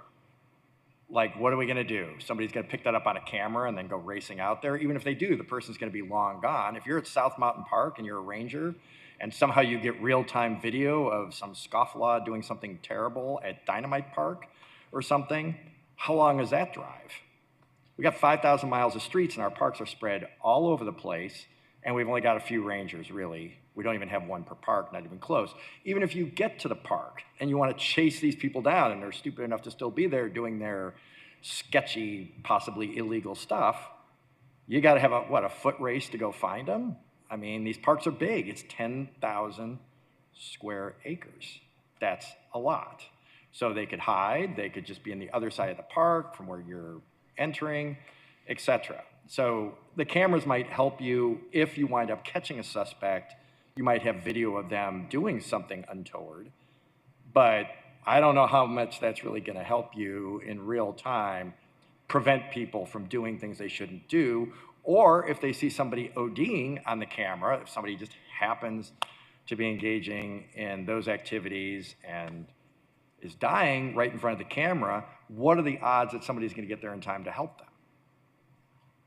So I wouldn't say the number of park rangers we need is unlimited, but it's definitely more than we have now. We are not at maximum efficiency or effectiveness, I would argue, but I'm also a realist. We went through this with light rail.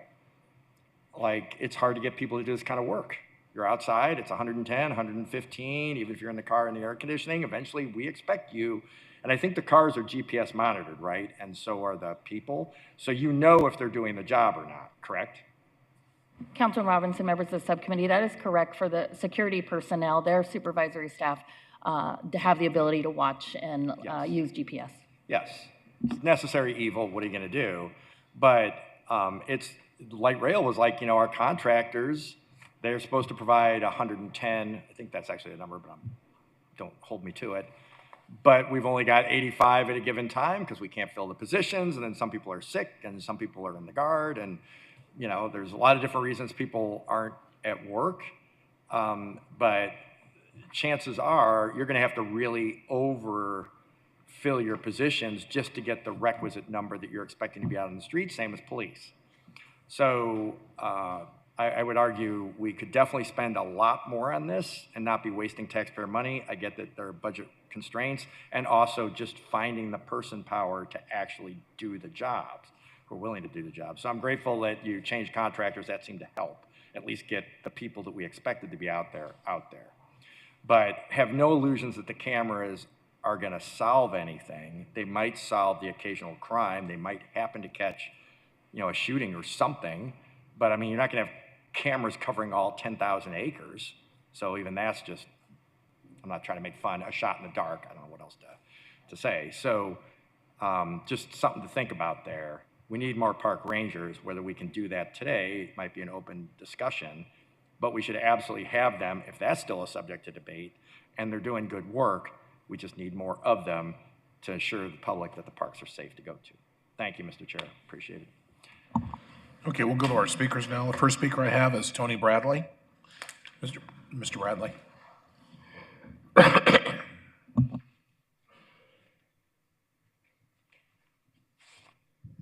Good morning, Mr. Chairman, members of the committee. If you'll indulge me, I've got a few handouts for the members of the council, if you're okay.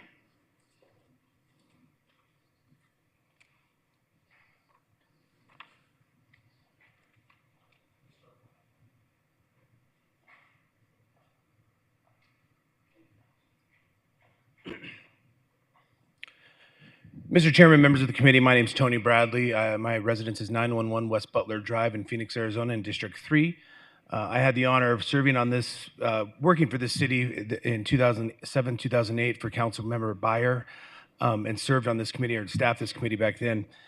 I want to bring a human face to what's happening at our parks, and I sent an email to the members of the council on March 1st, outline an experience with my 7-year-old daughter. She had been 7 for 1 week, and we were using Madison Park there at 16th and Campbell. She needed to use it. She was excited to play softball. We had 12 girls out there playing softball, and she needed to use the restroom. So we walked over to the restroom. The men's room was being utilized by a homeless person at the time, and so I sent her unaccompanied into the ladies' room. At which point she witnessed 2 ladies using drugs. Heroin, fentanyl, I don't know, but she could have been seriously injured or endangered by that experience. She's certainly still traumatized by it. She still talks about it when we go to the park. What are those people doing out there? What are they doing, Dad? Why do I see those people? Are they drugs? Are they drugs? Are they drugs? To me, that's simply unacceptable. And what I see here today is a lot, and I'm thankful. I sent an email. We then had park rangers at that park following that. They were very nice, very helpful, but they did sit in front of the bathroom and protect the bathroom. What you see in there are pictures from my experiences over the next following months. Unfortunately, I put them backwards. I drove by there at 7:35 this morning, and you still see the same thing happening today on the other side of the park. Right there on May 1st, you'll see a man strung along the street. I've done a close-up of that photo, and you'll see that he has drug paraphernalia sitting on the street. I'll just make a couple observations as I close, and you can look at the photos. But, my professional career, I work as the president and CEO of the Arizona Trucking Association. We work with law enforcement all the time. We have issues of siloed law enforcement. And so I would suggest maybe you have parks, the homeless task force, and police go out and do blitz of the parks and get them the resources they need. I'm concerned about drug users in the parks. Certainly, I'm compassionate about the homeless problem, but this is not an inviting scenario for residents of this city to use. All right, thank you very much. I'll be happy to email you the rest. Yes, thank you. Thank you. Next, Jenny Ann Sumner.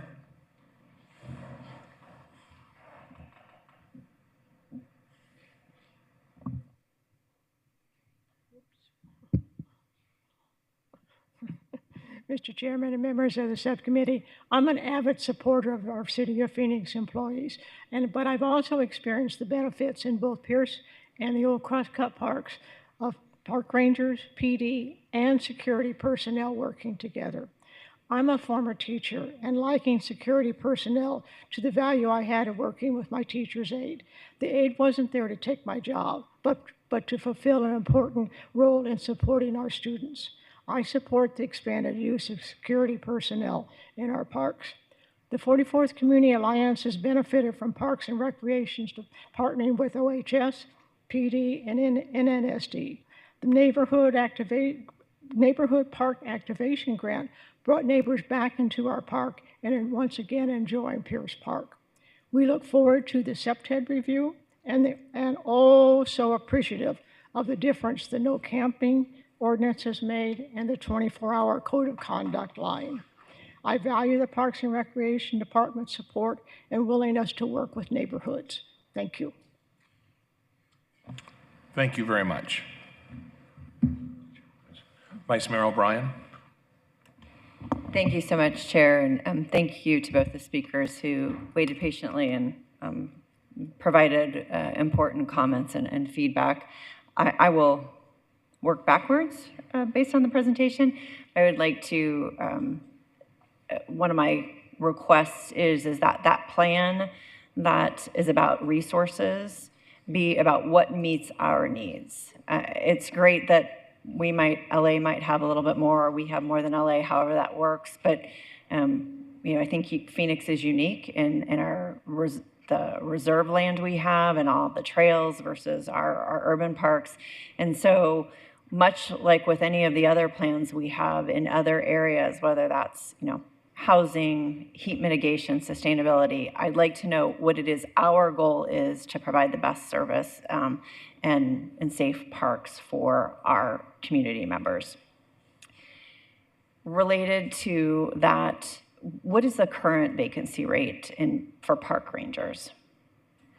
Sure, Vice Mayor O'Brien and members of the subcommittee. Right now, I would say we're close to having a 1/3 vacancy rate on our urban park ranger team. It fluctuates throughout the year. As you can imagine, it's a demanding job. Sure.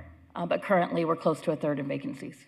And then what is our security contract if there are vacancies or, I guess, absences, because we don't actually employ them, we can contract with them?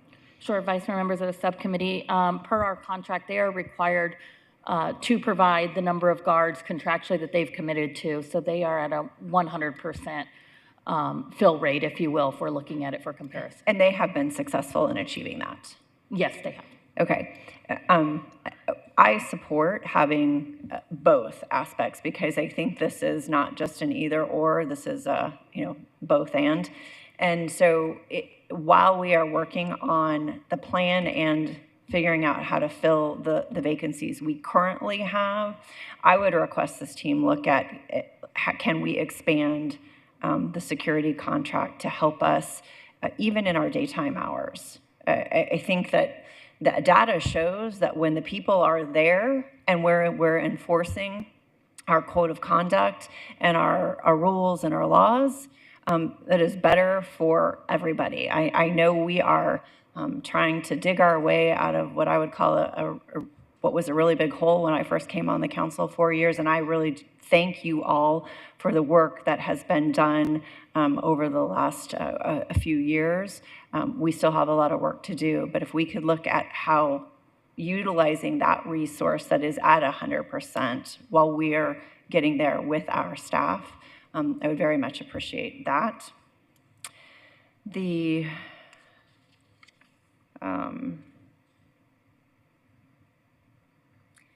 I'm going to, rather than reiterate completely, say I support Councilman Waring's recommendations on looking at longer trespass times, looking at if you go to jail or prison for the conduct you had, that trespass time should not start until you come out. That's a consequence of abusing our property. And I wholeheartedly support his suggestion of restitution for damage in our parks when we have that ability. It is unacceptable for there not to be proper consequences for choices people make. So now I'm going to go. Can you talk a little bit more about, like I said, I feel like we've been digging ourselves out of a hole for the last couple of years, related to the conduct with weapons and or drug paraphernalia. Have we increased our enforcement or, I guess, stance on trespassing those folks immediately today versus maybe 4 years ago?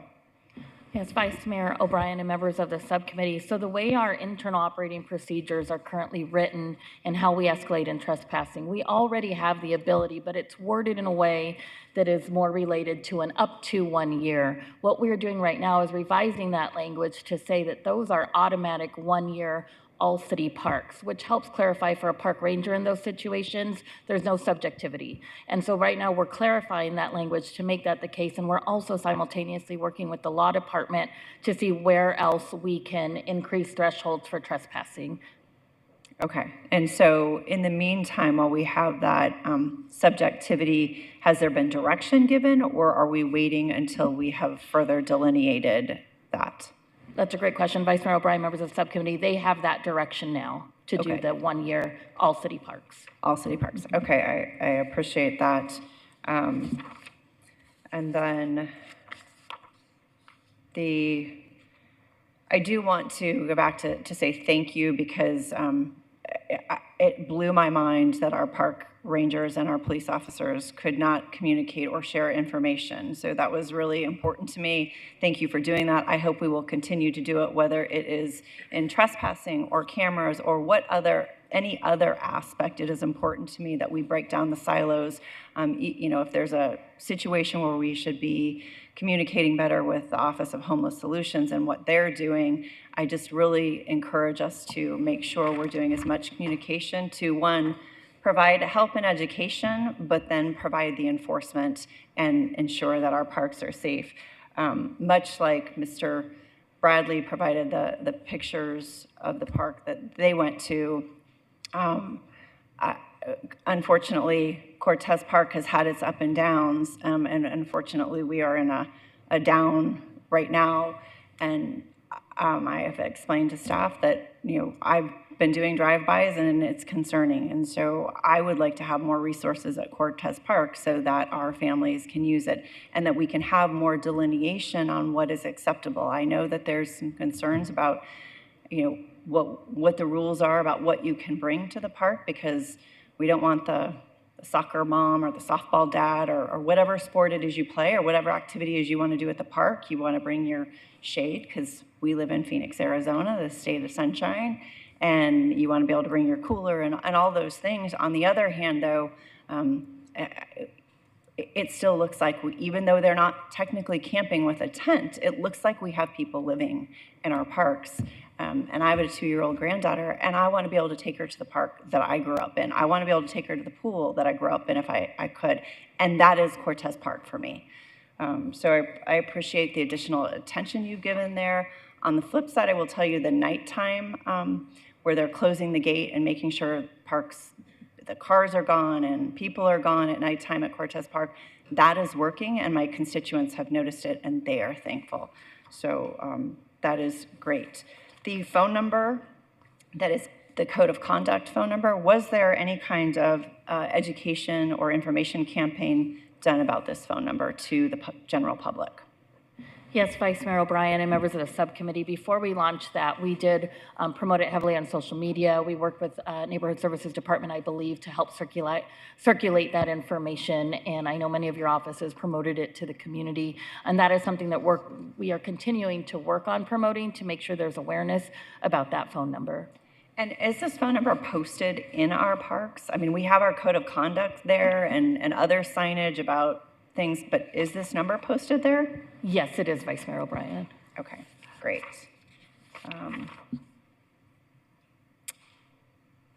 I appreciate very much the presentation and all the hard work. I know we still have work to do, and I look forward to supporting you along with the rest of my committee members to ensure that our parks are safe for our community members and our visitors. Thank you all. Thank you, Chair.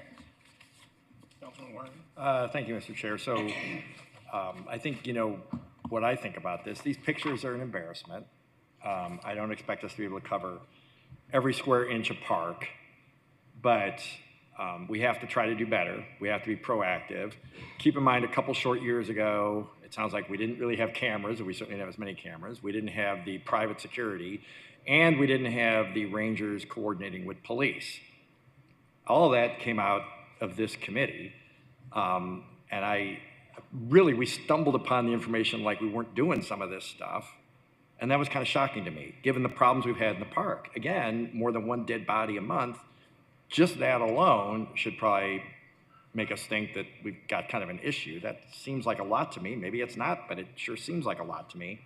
The parks are not places for the homeless to live or get medical care. Neither are libraries. That might be a talk for another meeting because we have problems there too.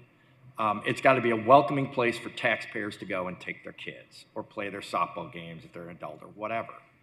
It shouldn't be a negative like it was for Mr. Bradley and his daughter. That's not what we'd be better off not building them then. And they're super expensive. Both the equipment, the land, everything we do, it's extremely expensive. I get that it might be hard to hire extra people, but those people that we put out there, including the officers, need to be really visible. It's the same thing we've talked about, or I've talked about in separate settings. 5,000 miles of streets, we got 35 officers patrolling. What does that mean? People pick up on that. They may not know that number, but they know the chances that they're gonna get a ticket are negligible. So the people that just wanna drive 70 because they just don't care, that's what they're gonna do. And that's what you see out in our roads. Why would this be any different? So I do think if we catch you doing something we don't want you doing in the parks, you got to make that hurt. I don't mean physically hurt. I mean, like, I don't want to go back there because I'm going to get prosecuted, I'm going to get fined, I'm going to get kicked out. It's going to be an uncomfortable, unpleasant experience.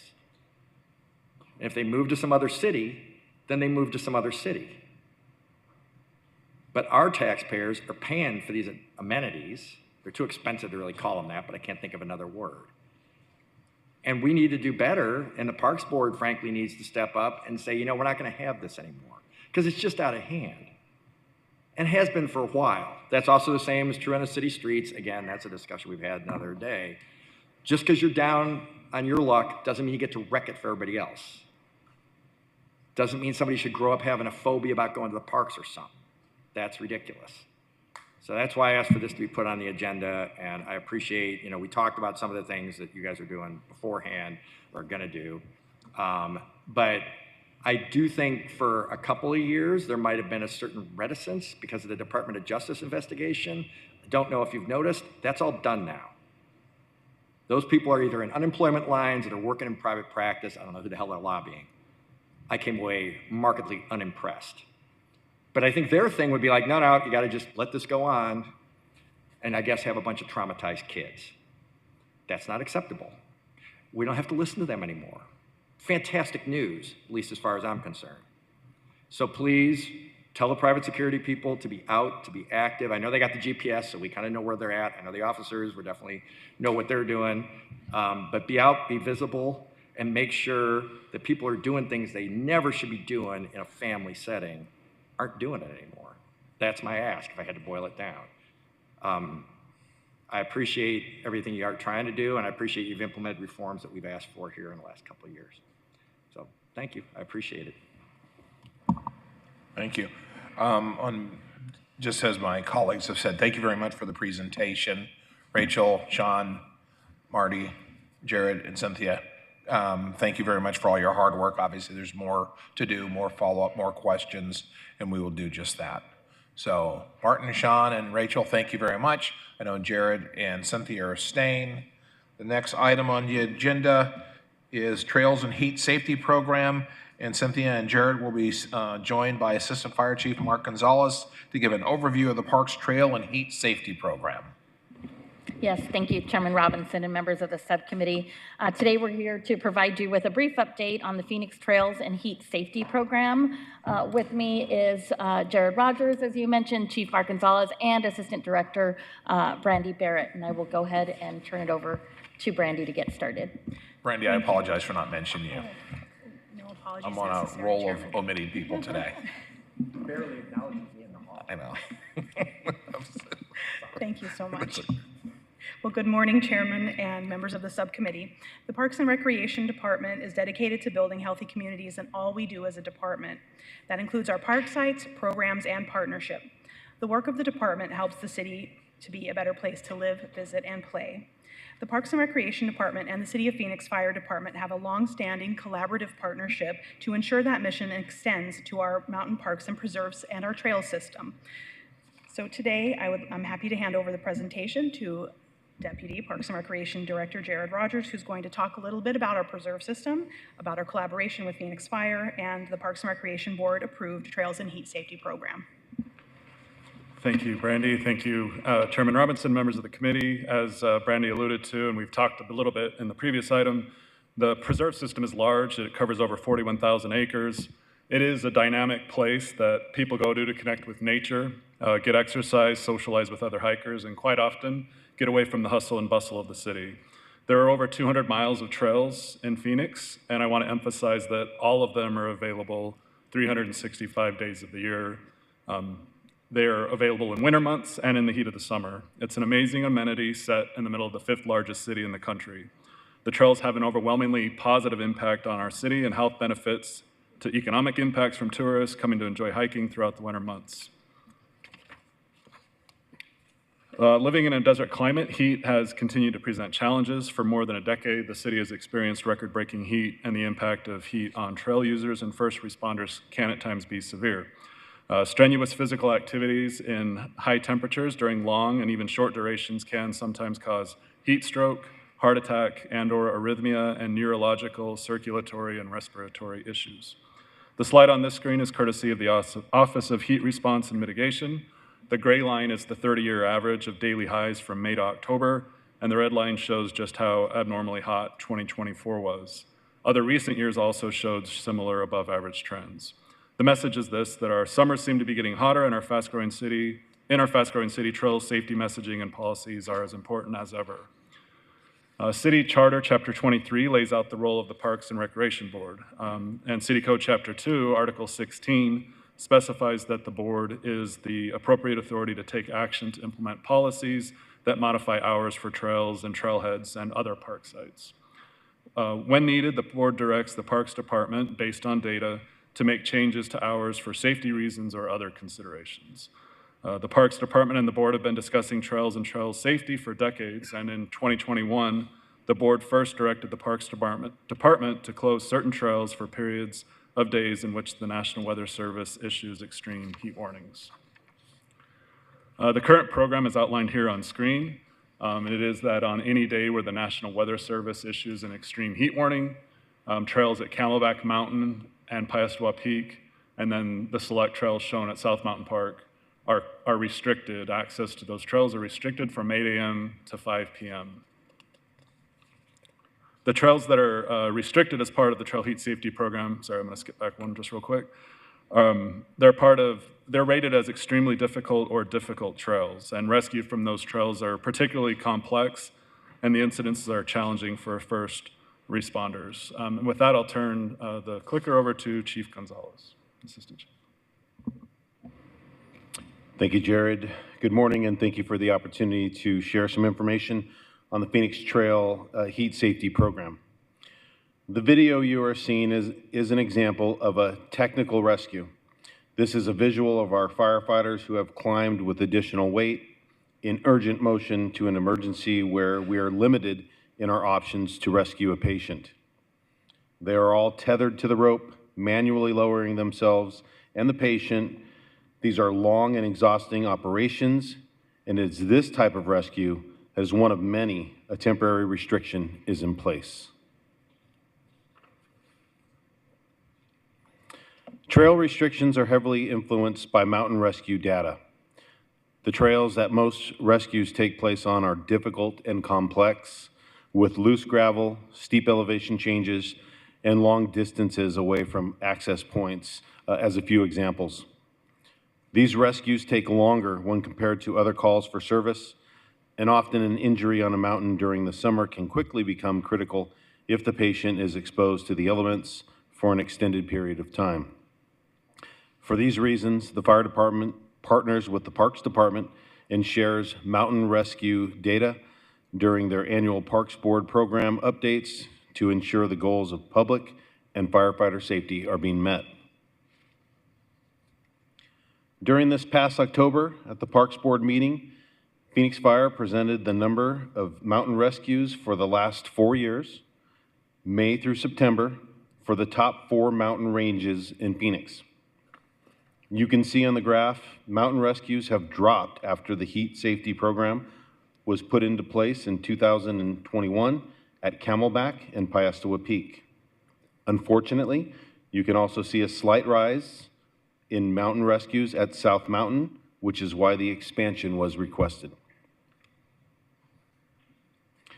This graph is a little bit difficult to understand, so bear with me.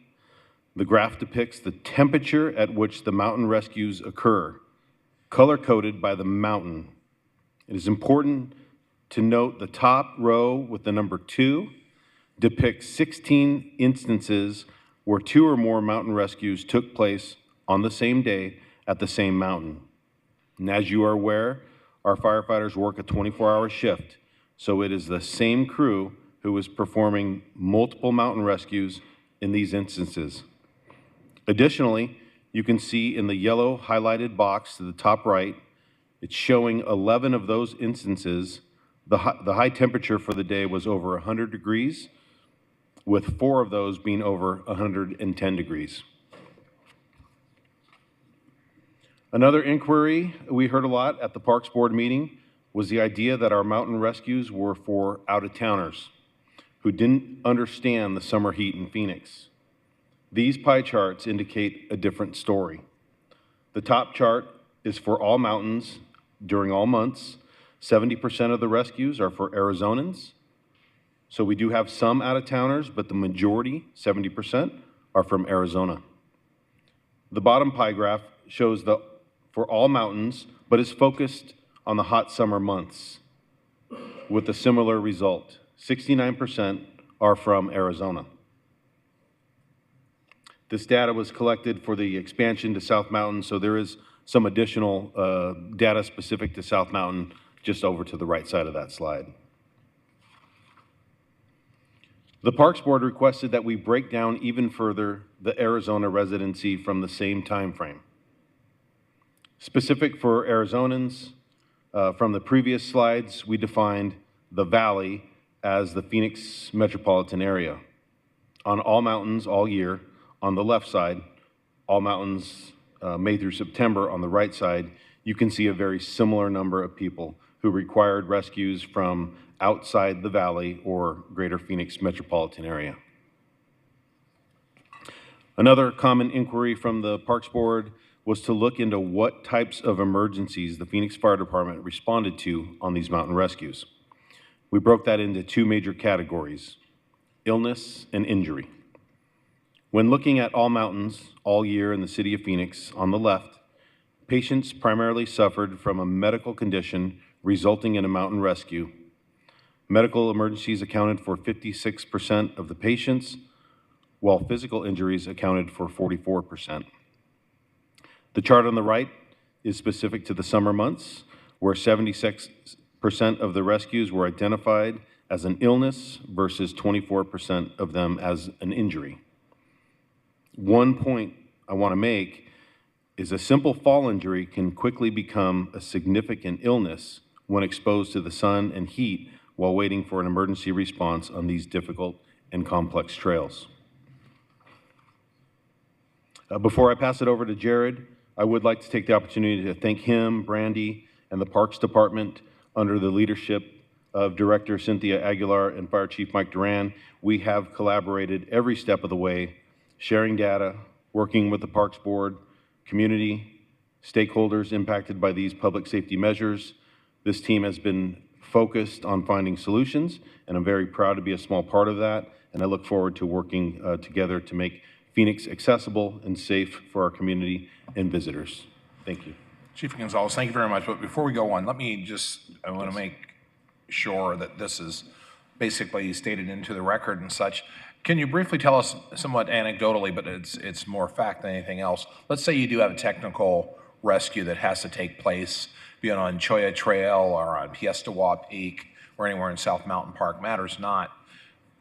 What goes out of service? What will it require? Just briefly, what would it require to successfully, do what you have to do in those situations?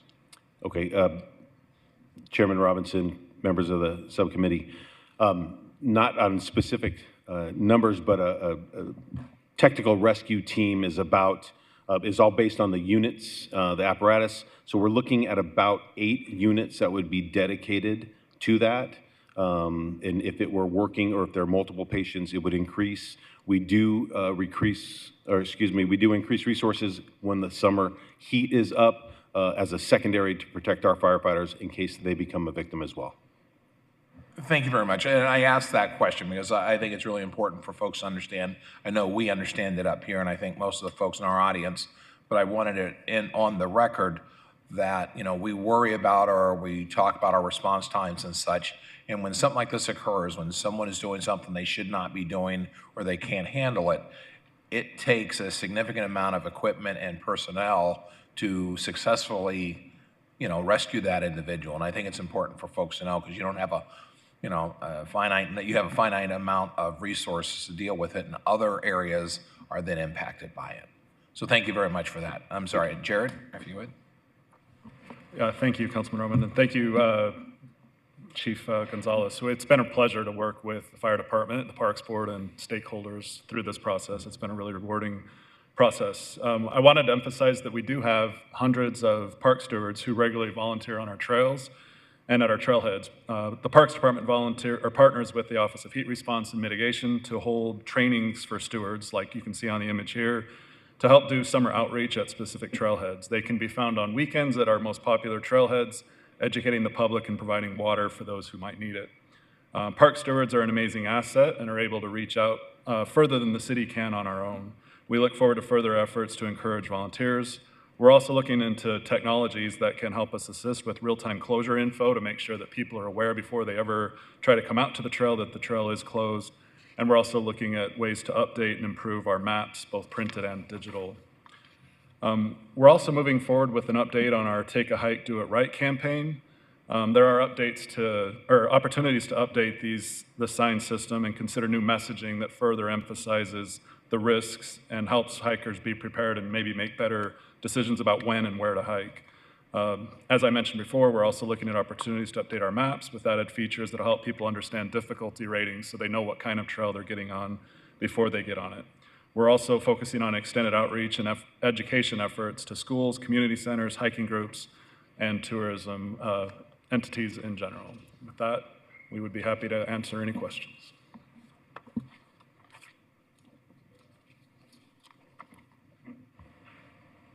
I would like to thank you all. I don't have any questions, but this has been a concern for years, and I appreciate the data-driven method in which you followed to come to, I think, what are reasonable options for both the safety of our hikers, but also allowing them still to have options, because they're really the safety of not only our citizens, but of our first responders is first and foremost.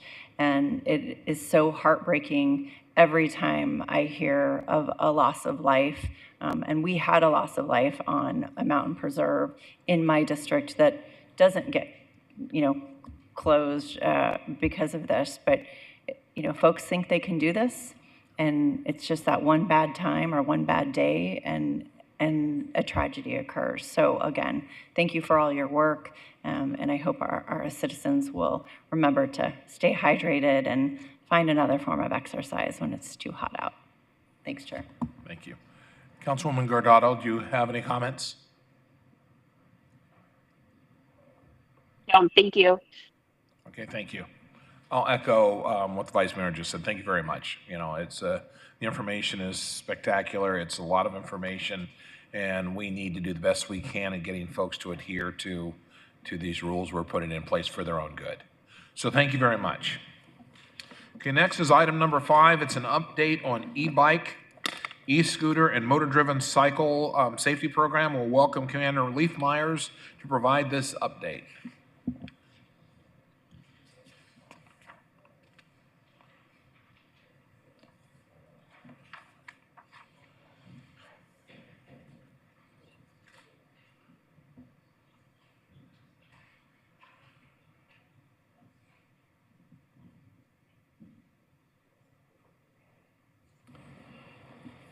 Good morning, Chairman Robinson, members of the subcommittee, Commander Leif Myers. Thank you for the time this morning and the opportunity to provide you with an update on the Phoenix Police Department's e-bike and e-scooter safety plan. This presentation will focus on the education and enforcement of the 3 most common electric platforms, as well as the rules and regulations that govern each platform. We'll start with the first and probably the most common is the electric bike or the e-bike. The e-bike is a bicycle that is equipped with fully operable pedals with an electric motor of less than 750 watts that meets the requirements of one of the 3 classes as defined by Title 28. The Class 1 bike is a bike that is equipped with fully functioning pedals, an electric motor, and provides pedal assist only when the operator is pedaling and can reach top speeds of 20 miles per hour. The Class 2 electric bike is a bicycle, again, equipped with functioning pedals, electric motor to help pedal. This one's got a pedal assist and or a throttle, so you can pedal, or there's an independent throttle that you can throttle that vehicle or that bicycle up to 20 miles per hour. The last one, Class 3, is just basically an enhanced Class 1. It's a bicycle that's equipped with fully functioning pedals, a motor that provides assistance only when the rider is pedaling, but it'll reach a top speed of 28 miles per hour. The rules and regs that govern the e-bikes, license, registration, and insurance are not required. Per ARS Title 28, it is not a vehicle. DUI laws are not applicable under e-bikes. From an enforcement component, there's 2 codes that we look for. The city code, electric bicycles are prohibited on sidewalks, and there's a minimum age of 16 years old to operate the electric bike. Moving on to our second platform is the electric stand-up scooter or e-scooter. It's a device which weighs less than 75 pounds, powered by human or electric motor or both, handlebars, floorboard, and a maximum speed of 20 miles per hour. They are treated just like an e-bike. License, registration, insurance are not required. If operating at night, they must be equipped with a white light and a red reflector. Laws that are governing the e-bike, or I'm sorry, the e-scooter are similar to the e-bike. It's Phoenix City codes. They're prohibited on sidewalks, and there's a 16-year-old minimum requirement for that device as well. Moving on to the third and probably the most controversial, we see this a lot in D1 and D2, is the motor-driven cycles, pocket bikes, e-cycles that got various names. By definition of Title 28, they are considered motorcycles. The way to differentiate these between e-bikes is the motor-driven cycles have fixed foot pegs, and the e-bikes have fully functioning pedals is a good way to recognize the difference between the two. If driven on private property, there are no license requirements. However, DUI, accidents, and reckless driving are still applicable. On the roadway, all traffic laws apply. License, registration, insurance, eye protection, motorcycle endorsement for your license. If you're under 18, helmets are required, and again, they're vehicles, so all traffic laws apply. Some of the violations that we're seeing, obviously, is driving the vehicle on the sidewalk. That's an ARS 28 code, the driver's license endorsement of a motorcycle license, and eye protection, as well as wearing helmets under the age of 18. One quick second, Councilman Waring. So how many citations are you giving out? Because as you said, District 2, so I'm certainly getting quite a few complaints about this. But even in washes and kind of people off-roading on these things, mostly kids is what we're getting the complaints about. I've seen some of it. I've just been out door knocking. People are out riding these around, and some of them seem like pretty young kids. I'm sure probably most are using them appropriately, but are you giving a lot of tickets for this? I have tried to explain to people, again, 35 officers to patrol 5,000 miles of streets, but now with something like this, you're also patrolling parks and washes, and it's just not realistic to have officers camped out at these spots waiting for kids to come along inappropriately riding their motorcycles. Chairman Robinson, Councilman Waring, members of the subcommittee. We're educating more than we're enforcing on these, and it's only if a call is generated, unless there's a specific crime suppression program dedicated to that certain area. There's some certain areas in your district that are having some issues, and so we are actively looking at crime suppression focuses for those events, but we're citing very, very few, rather educating more than citing. Thank you, Mr. Chair. That's kind of what I expected.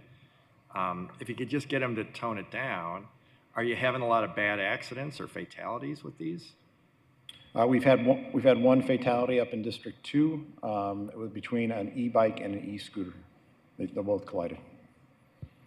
Thank you, Mr. Chair. Leif, before you go too much further, the educational contacts, excuse me, is there a period in which we're going to stop the contacts and start the enforcement aspect of it and start writing citations? Chairman Robinson, members of the subcommittee, this is my next slide if you want me to start hitting it. I'm sorry, I know. Okay, I know, go ahead. The community education and outreach component, we understand that all parents and riders may not understand these rules and regulations that govern each platform, and therefore will lead with an education and outreach approach prior to enforcement. Effective tomorrow, the Phoenix Police Department will implement a 45-day educational campaign to educate riders and parents on the laws of each platform. The QR code in the upper right corner of this slide will direct the community to the phoenix.gov website, explaining the rules of all three platforms, as well as providing examples of each platform. The QR code will be messaged both internally and externally for everyone. Our Public Affairs Bureau has also begun to socialize this message through social media. We encourage community groups as well as schools to utilize this QR code, especially as school resumes in the fall, to educate both students and faculty. And lastly, from an outreach component, we're looking to determine if any appropriate signage is necessary in key or high-use areas. We feel this multi-layered outreach approach will provide the community with opportunities to become familiar with these laws that pertain to each platform. The overall goal really is to provide a better understanding of all three, enhance safety, and reduce community issues and concerns.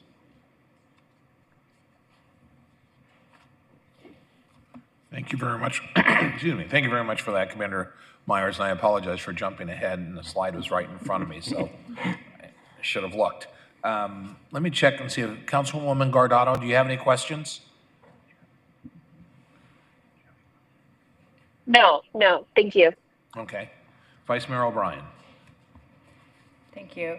And I apologize if you covered this. Are we able to confiscate the equipment if they're violating the laws? Vice Mayor, Mayors of the subcommittee, for the motor-driven cycles, they are required to have insurance. If there's insurance not on that vehicle, we can impound that vehicle. Okay, it can be impounded. I will tell you that I live in District 1, and I have neighborhoods that are having huge problems with this, and I appreciate all the work that the police department and I believe our parks department also helped us to try to do some education out there. If we could send this information actually out to our school districts, that would be helpful, I think, so that they can help us out.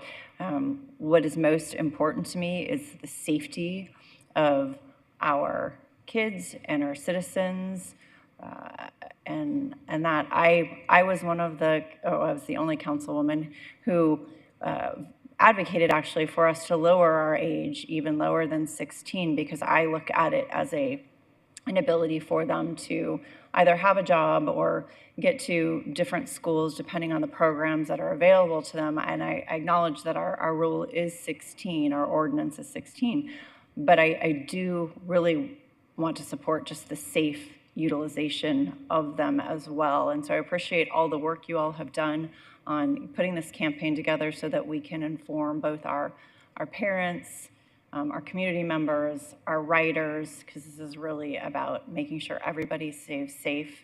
It would break my heart if we had a fatality of anybody because of this. So thank you again for the work, and if you could follow up with the schools, I would be greatly appreciated. Thank you, Vice Mayor. We have one speaker, Mr. Jeff Rosen.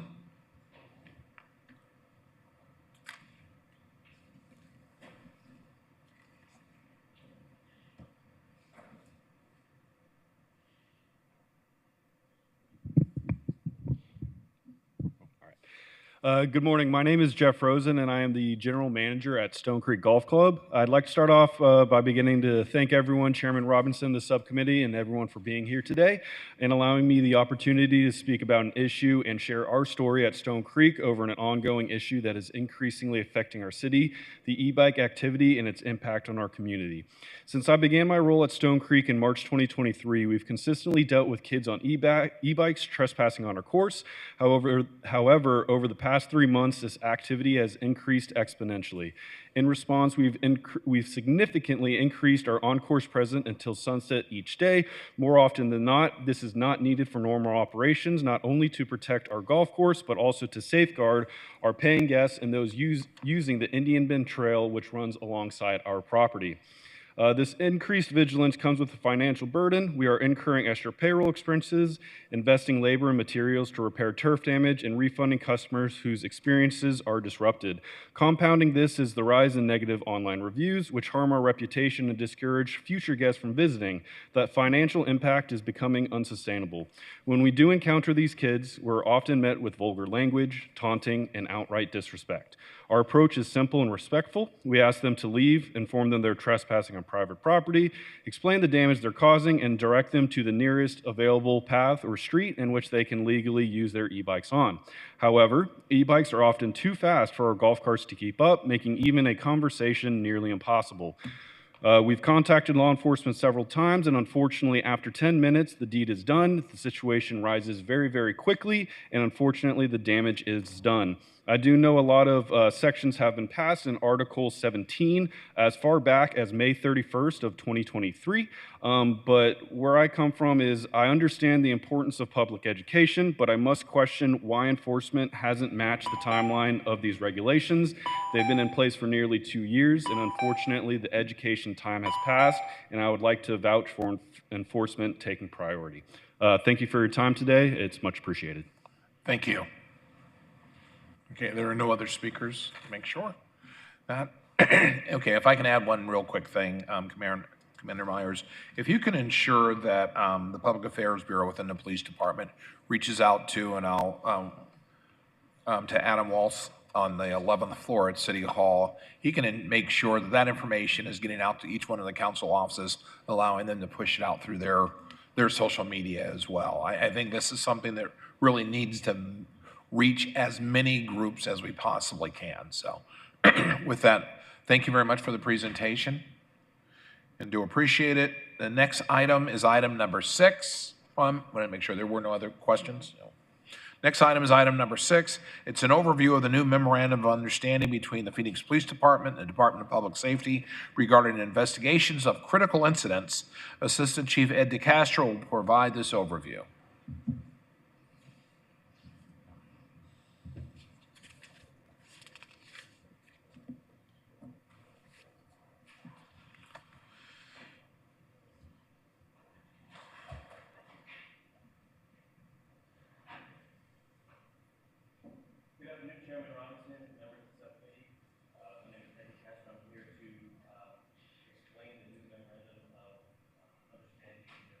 To agreement with. Pull the mic closer. Oops, I'm sorry. That we've entered into agreement with the Arizona Department of Safety. So a quick summary of our current procedures. Right now, when there is a critical incident, which is defined as an officer-involved shooting, an in-custody death, or any incident at the chief's discretion, we initiate 2 separate investigations.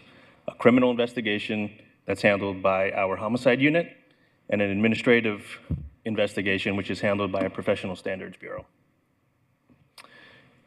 In 2023, House Bill 2650 was passed, which approved ARS 41-1762, which stated that on June 30th of 2025, all police agencies would be required to have an independent agency investigate their critical incidents.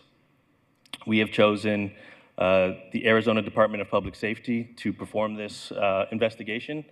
Part of this bill was that DPS would be allotted funding to create a major incident division, the MID, to perform these tasks for any agency in the state, us being one of them.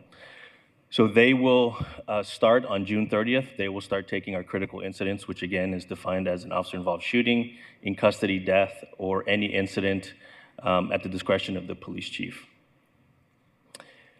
And so after an officer-involved shooting or critical incident occurs, our dispatch will advise us. We will call DPS.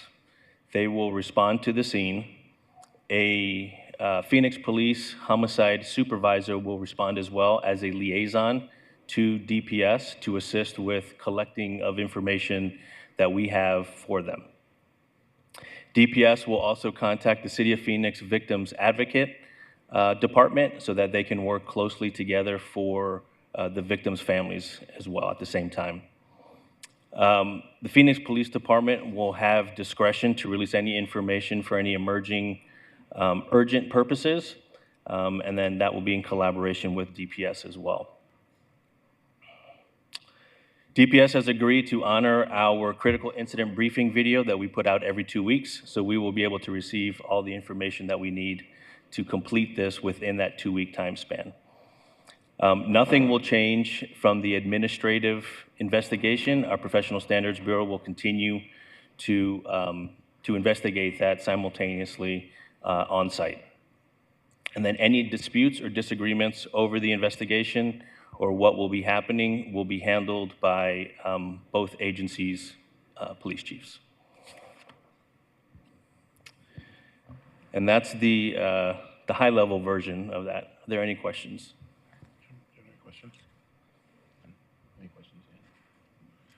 Councilwoman Guardado, do you have any questions?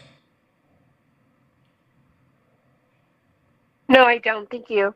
Okay. I have a bit of a question and a statement more than anything else. Sure. Had an opportunity to work with the police department as they put this MOU together. And one of my sticking points, and Chief DeCastro, you'll remember, one of my sticking points was to be able to give the city of Phoenix the opportunity when we need to. It's not going to be all the time, but when we need to release information. And I wanted that in there because what we have to remember is the quality of the investigation is going to stay where it's at, but our relationship with the community is critical. And what I did not want to see happen, and I think I got agreement from city management as well as others, that what I did not want to see happen is the Department of Public Safety, and they're good folks, they know what they're doing. I did not want to see them say, well, we're not going to release any information when the public is really clamoring for something. And so I thought that was critical that we get that information out there. So, or at least we have that caveat to sit back and review the information. And there may be times when, against the Department of Public Safety, what they may want, and I've talked to Director Glover about this a few times, that we will still be able to put out what we need to. So that was just more of a statement, but a question I have, can you explain to us or give us a little bit of an idea of how the Department of Public Safety has been preparing for this? Because obviously we're not going to jump into it in a couple of weeks, so there has been some preparation, correct? Absolutely.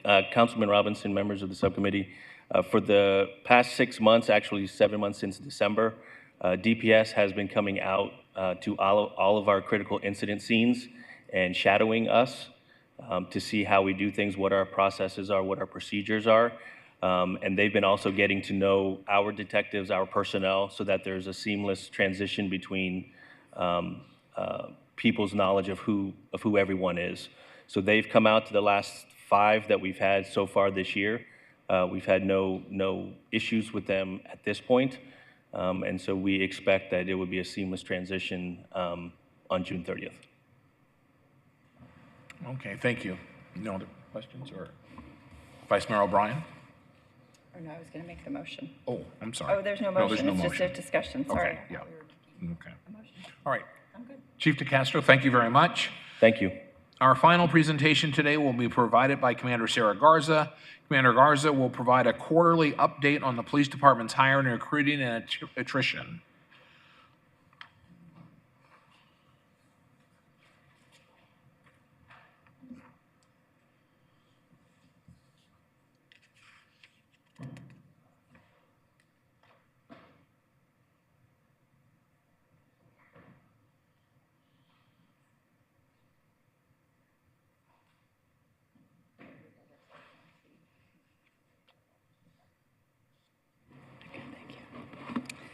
Good morning, Chair Robinson, members of the subcommittee.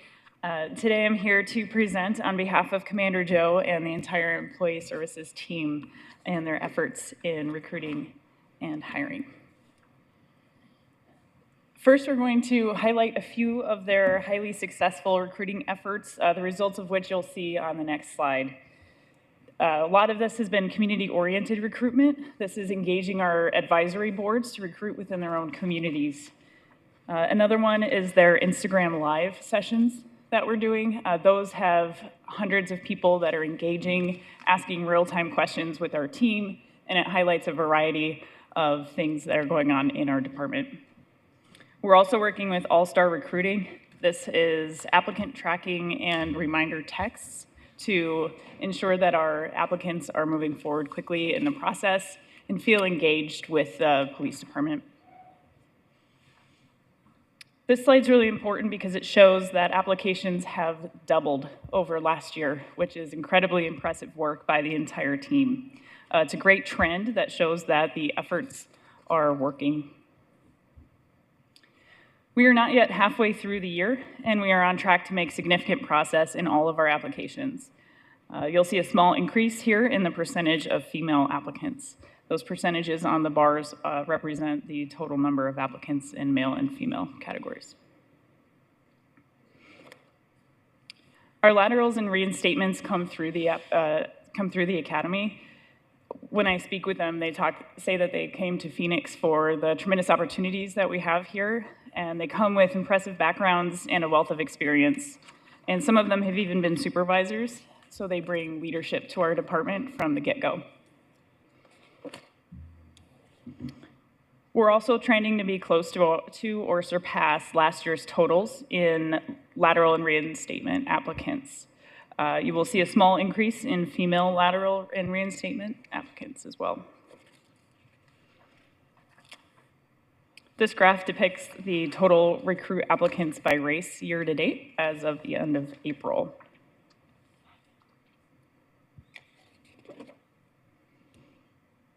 Here you can see the total recruit hired by race year to date, also by the end of April.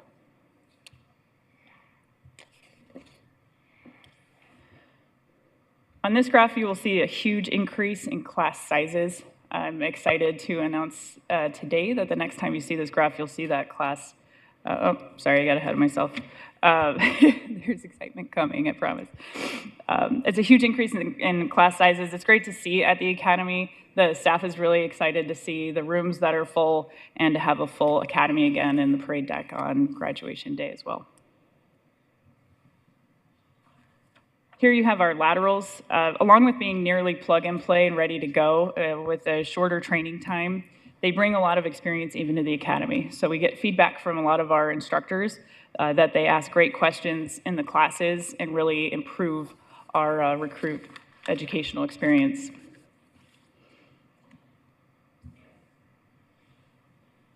Again, we're on track to surpass last year's numbers in our hiring totals.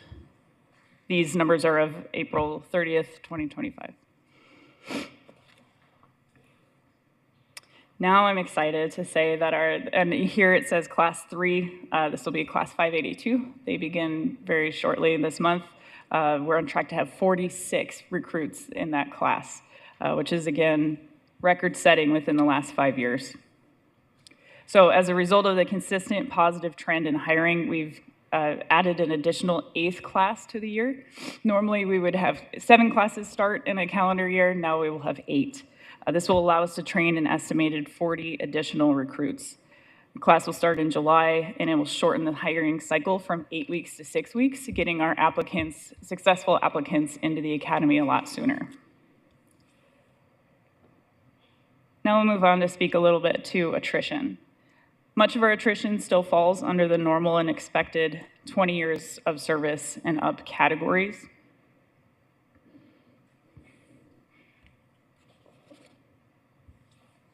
I'd like to talk about the SWET program as well. This is a highly successful program. Our applicants get a positive first impression when they enter the academy more physically prepared, and they also get to know a lot of their future classmates and squad mates through the program.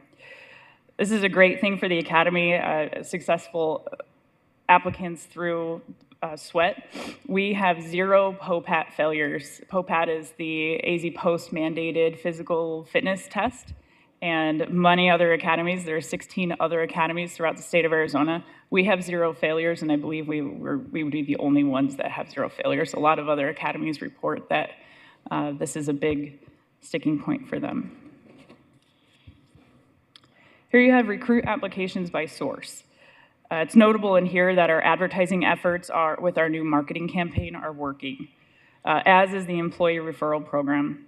Our recruits that are referred by employees tend to do very well in the academy and FTO because they have a built-in support system that can help them along the way and check in with them. You'll see here that almost 20% of our employee referrals are of women. And you'll also see a lot of current city employees. I'll note that it's hard to be what you can't see. And so this shows that women can see themselves being successful police officers here in Phoenix. I'd like to take a moment to speak to SB 1287, which was recently signed into law. This is a long-term solution to help with attrition when our well-trained officers can take care of their family and return to the career that they love. It's a part-time officer bill that will go into effect July of 2026, which gives our internal team time to create our policies and what this will look like here in Phoenix. There's also an SRO exemption, which will provide for more SROs in schools and create more consistency than the SSO program that's currently in place. I wanted to send a big thank you to our internal team, along with our statewide agency support. I'd especially like to thank Vice Mayor O'Brien. Your leadership over the last 2 years has been incredible to see, and you publicly understate how much time that you've spent on this important legislation. I just want to say a sincere thank you for the future and all of the employees that will benefit from this program throughout the state. I'd also like to thank Assistant City Manager Lori Bays, Charmaine Osborne, Darren Wonderly, Scott Stevenson, and Elsie Borquez for their work on this important legislation. Chair, if I might. Thank you very much, Commander. And I would like to thank former Deputy Chief Osborne as well as Commander Garza, because you brought this matter to our attention. And it really did dumbfound me that this was a problem or an issue, that we could only have full-time law enforcement officers. But it is also important to thank Senator David Gowan, who sponsored this bill and hung in there with us. This was not an easy path to get passed, and we're also grateful to Governor Hobbs for signing it.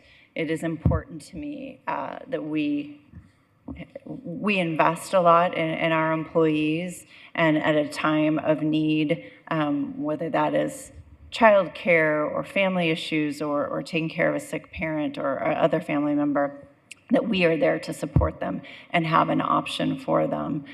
So thank you all for bringing it to us. Thank you, Lori Bays, for hanging in there.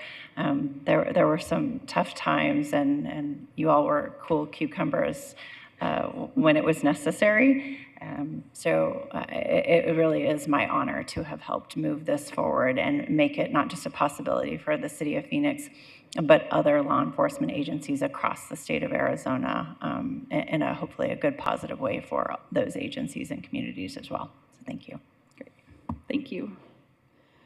And lastly, I'd like to highlight our very successful police and fire experience that we held recently. During this, 500 people attended, and 29 folks applied to be police recruits on site during the event. We also believe that when people went home or later in the comfort of their home, they applied as well. We just don't have those numbers just yet. An additional 16 people applied to be communications operators to help fill a lot of those vacancies as well.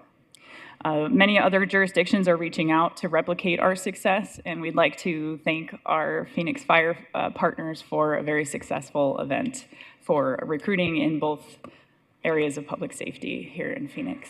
And with that, I will take any questions. Thank you very much. Do you have any additional questions? Vice Mayor O'Brien. Thank you, Chair Robinson. I'm going to go back to the laterals and reinstatement. Are there any barriers to our lateral or reinstatement hires that we know of? I can't think of any barriers that we have. I know that we do have our lateral hiring incentive, and we make it very easy for them to go through their training. So if they are, like I said, they do come through the academy, and I'm able to see them. They sit in on classes, they conduct building search training, and a lot of things that might be a little specific to Phoenix. But an interesting anecdote for that is that they seem to be some of our best employee referrals, that they bring their friends with them. I know the chief, when he swears them in, always says, all right, now bring at least one friend from your agency, and that seems to be working. Well, that is good to know. I do want to congratulate the team on the increased number of applications. That is certainly a great sign, step in the right direction. I just had my briefing yesterday with Chief Warrender, and one of the concerns though was it seems like we had about a 25% loss in this most recent academy class, and I know it's not for everybody, and some things happen, but 25% is a lot, and that's not new to just this class. So can you tell me, do we have exit interviews? Do we keep track of the data of why they're leaving? And are there opportunities, or how do we work with them to bring them back if it is worth bringing them back? Absolutely. We do conduct exit interviews with them, and a lieutenant or above will speak with them on their way out and make sure that they were treated fairly, if there was anything that we could have done differently, what kind of feedback they have. We also do our best to re-enroll as many as possible that it's worth for them to come back, worth for us that we believe that they'll be successful on a second try. Some of this attrition is due to injury, so those folks are always welcome back. We do recycle about 33% of our dismissals, and that's great. And then of those 33%, right now we're at a 66% success rate. So we're happy about that. Sometimes, you know, this is a new generation. Sometimes we have some younger applicants or recruits that come through, and they might just need a little bit of a restart. So on their second time, they're more successful, whether that be academics or firearms. We are seeing some great success with that. And are there some changes that have occurred at the academy that are helping to increase or make our cadets more successful in achieving that graduation goal? Councilman Robinson, members of the subcommittee, Vice Mayor O'Brien, thank you for the question. Yes, one of the things that we've done that's really unique to the Phoenix Police Academy and sets us apart is the work that Lieutenant Reed and our partners at O2X and our mental performance specialist, Dr. Gabe Farias, have been doing, is working in the areas of mental resiliency, emotional regulation, and mindfulness. And so the goal here is to not only help them be more successful in the academy and in FTO, but throughout their career. So who wouldn't want an officer to show up emotionally regulated and ready for that call, whether it's a violent crime and felony or a violent crime in progress or a neighbor dispute or something that might be high stress. If we can arrive mentally prepared for that, we feel that there'll be a better chance for success. So the work that they're doing there is very innovative. I don't see a lot of research on that throughout the nation, and we're seeing really great success. So the last FTO committee that we had, so our officers that are training them in the field reported back, they said, whatever it is that you have changed and are doing, keep up the great work, because these recruits that are coming out are very well prepared and are doing very well. And that is great news, because I will say I had heard some concerns over the few years I've been here about our recruits coming out not quite being mentally prepared or have the toughness they needed, whatever it is you want to call it. And obviously there's a stark difference between the folks who've been on the job for a couple of decades versus our younger folks just coming out of academy. So I'm glad to hear that these changes are making significant improvements and you're getting the proper feedback. Are we collecting the data so that we can compare when we started this kind of training and these changes on the cadets and graduates versus prior to that? Chair Robinson, members of subcommittee, Vice Mayor O'Brien, yes, we are collecting a lot of that data. I know that year to year, we have in the past probably year that we've implemented these, and we've implemented a lot of them just in the last few months, so they're still going through the academy. But we are at a 4% increase in academy success rate over the prior year. So we're happy to report that. And then we also, I forgot to bring the numbers today, and I apologize, but our FTO attrition rate seems to be headed in a good direction as well. Wonderful. If you could send that out to us, that would be great. Appreciate it. Thank you so much, Commander Garza. Councilwoman Guardado, I think I checked, but do you have any questions? No, just a comment. I just want to say congratulations and thank you all for all of your hard work and seeing so many more people that are part of the academy, the referrals, just the motivation of people wanting to help and helping us being able to find new recruits. I think it's pretty amazing. And again, thank you for everything that you guys are all doing. Okay, thank you. The one comment I will make, Commander, and Vice Mayor O'Brien hit on most of it. It's going to be the follow-up. I'm curious to ensure or to know how we are doing after the academy, and obviously that's being addressed, and we'll get that information back to us. But I want to also thank you. I've started dropping in out of the academy just to watch and to understand a little bit better how we are being trained and what effort is going into it. And I have to admit, gladly admitting that what I'm seeing is it's all very positive, and I think it's moving in the right direction. Always room for improvement, but I want to thank you and your staff for everything that they're doing. The academy is always one of those, that's the one place in a police officer's entire career that they will always remember, and it sets them off in the right direction. So it's critically important that all the right things are being done in that area. So congratulations to you and your team for what they're doing now. Thank you, sir. Okay, thank you. Our final, no, that was items 8 and 9 are for information only, and I will ask my colleagues, does anybody have any questions on either one of the two issues? On the fire department staffing and response time and the community assistance program? No questions, and I believe there is one speaker, Ms. Orla Bobo.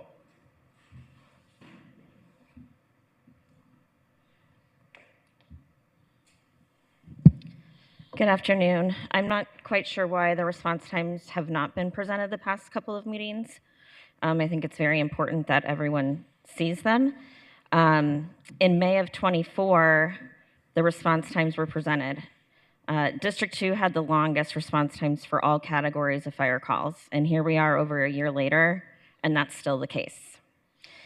How is this acceptable?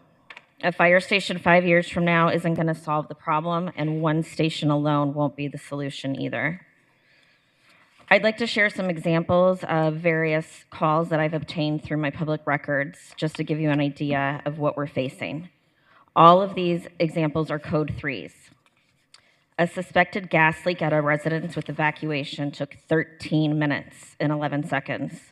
A car fire with ruptured fuel tank took 15 minutes and 44 seconds. And a mountain rescue at a Sonoran Preserve Trail took 22 minutes and 6 seconds. An ALS call, Advanced Life Services, so heart attack, that type of thing, 12 minutes and 37 seconds. We're the 5th biggest city in the nation. City Council should be demanding immediate emergency funding for Phoenix Fire, not waiting for a tax increase to produce some revenue. Fast track these stations the way you fast tracked homeless housing. The City Council and city leaders have blood on their hands and are responsible for every single citizen and firefighter who has and will die as a result of a delayed response time. Thank you. Thank you. The last item today is the call to the public. I do not believe we have any additional speakers. I'll ask my colleagues, are there any requests for any future agenda items that haven't already been suggested? Good, okay. Thank you, and the time I have is 12:35. Meeting is adjourned.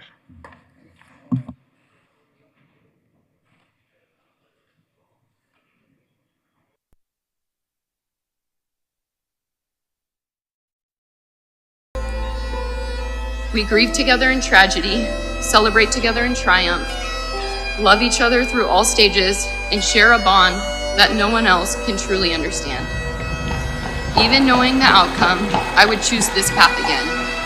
The last 4 years have been the best days of my life. Thank you for the sacrifices you make every day when you put on that uniform to serve our community.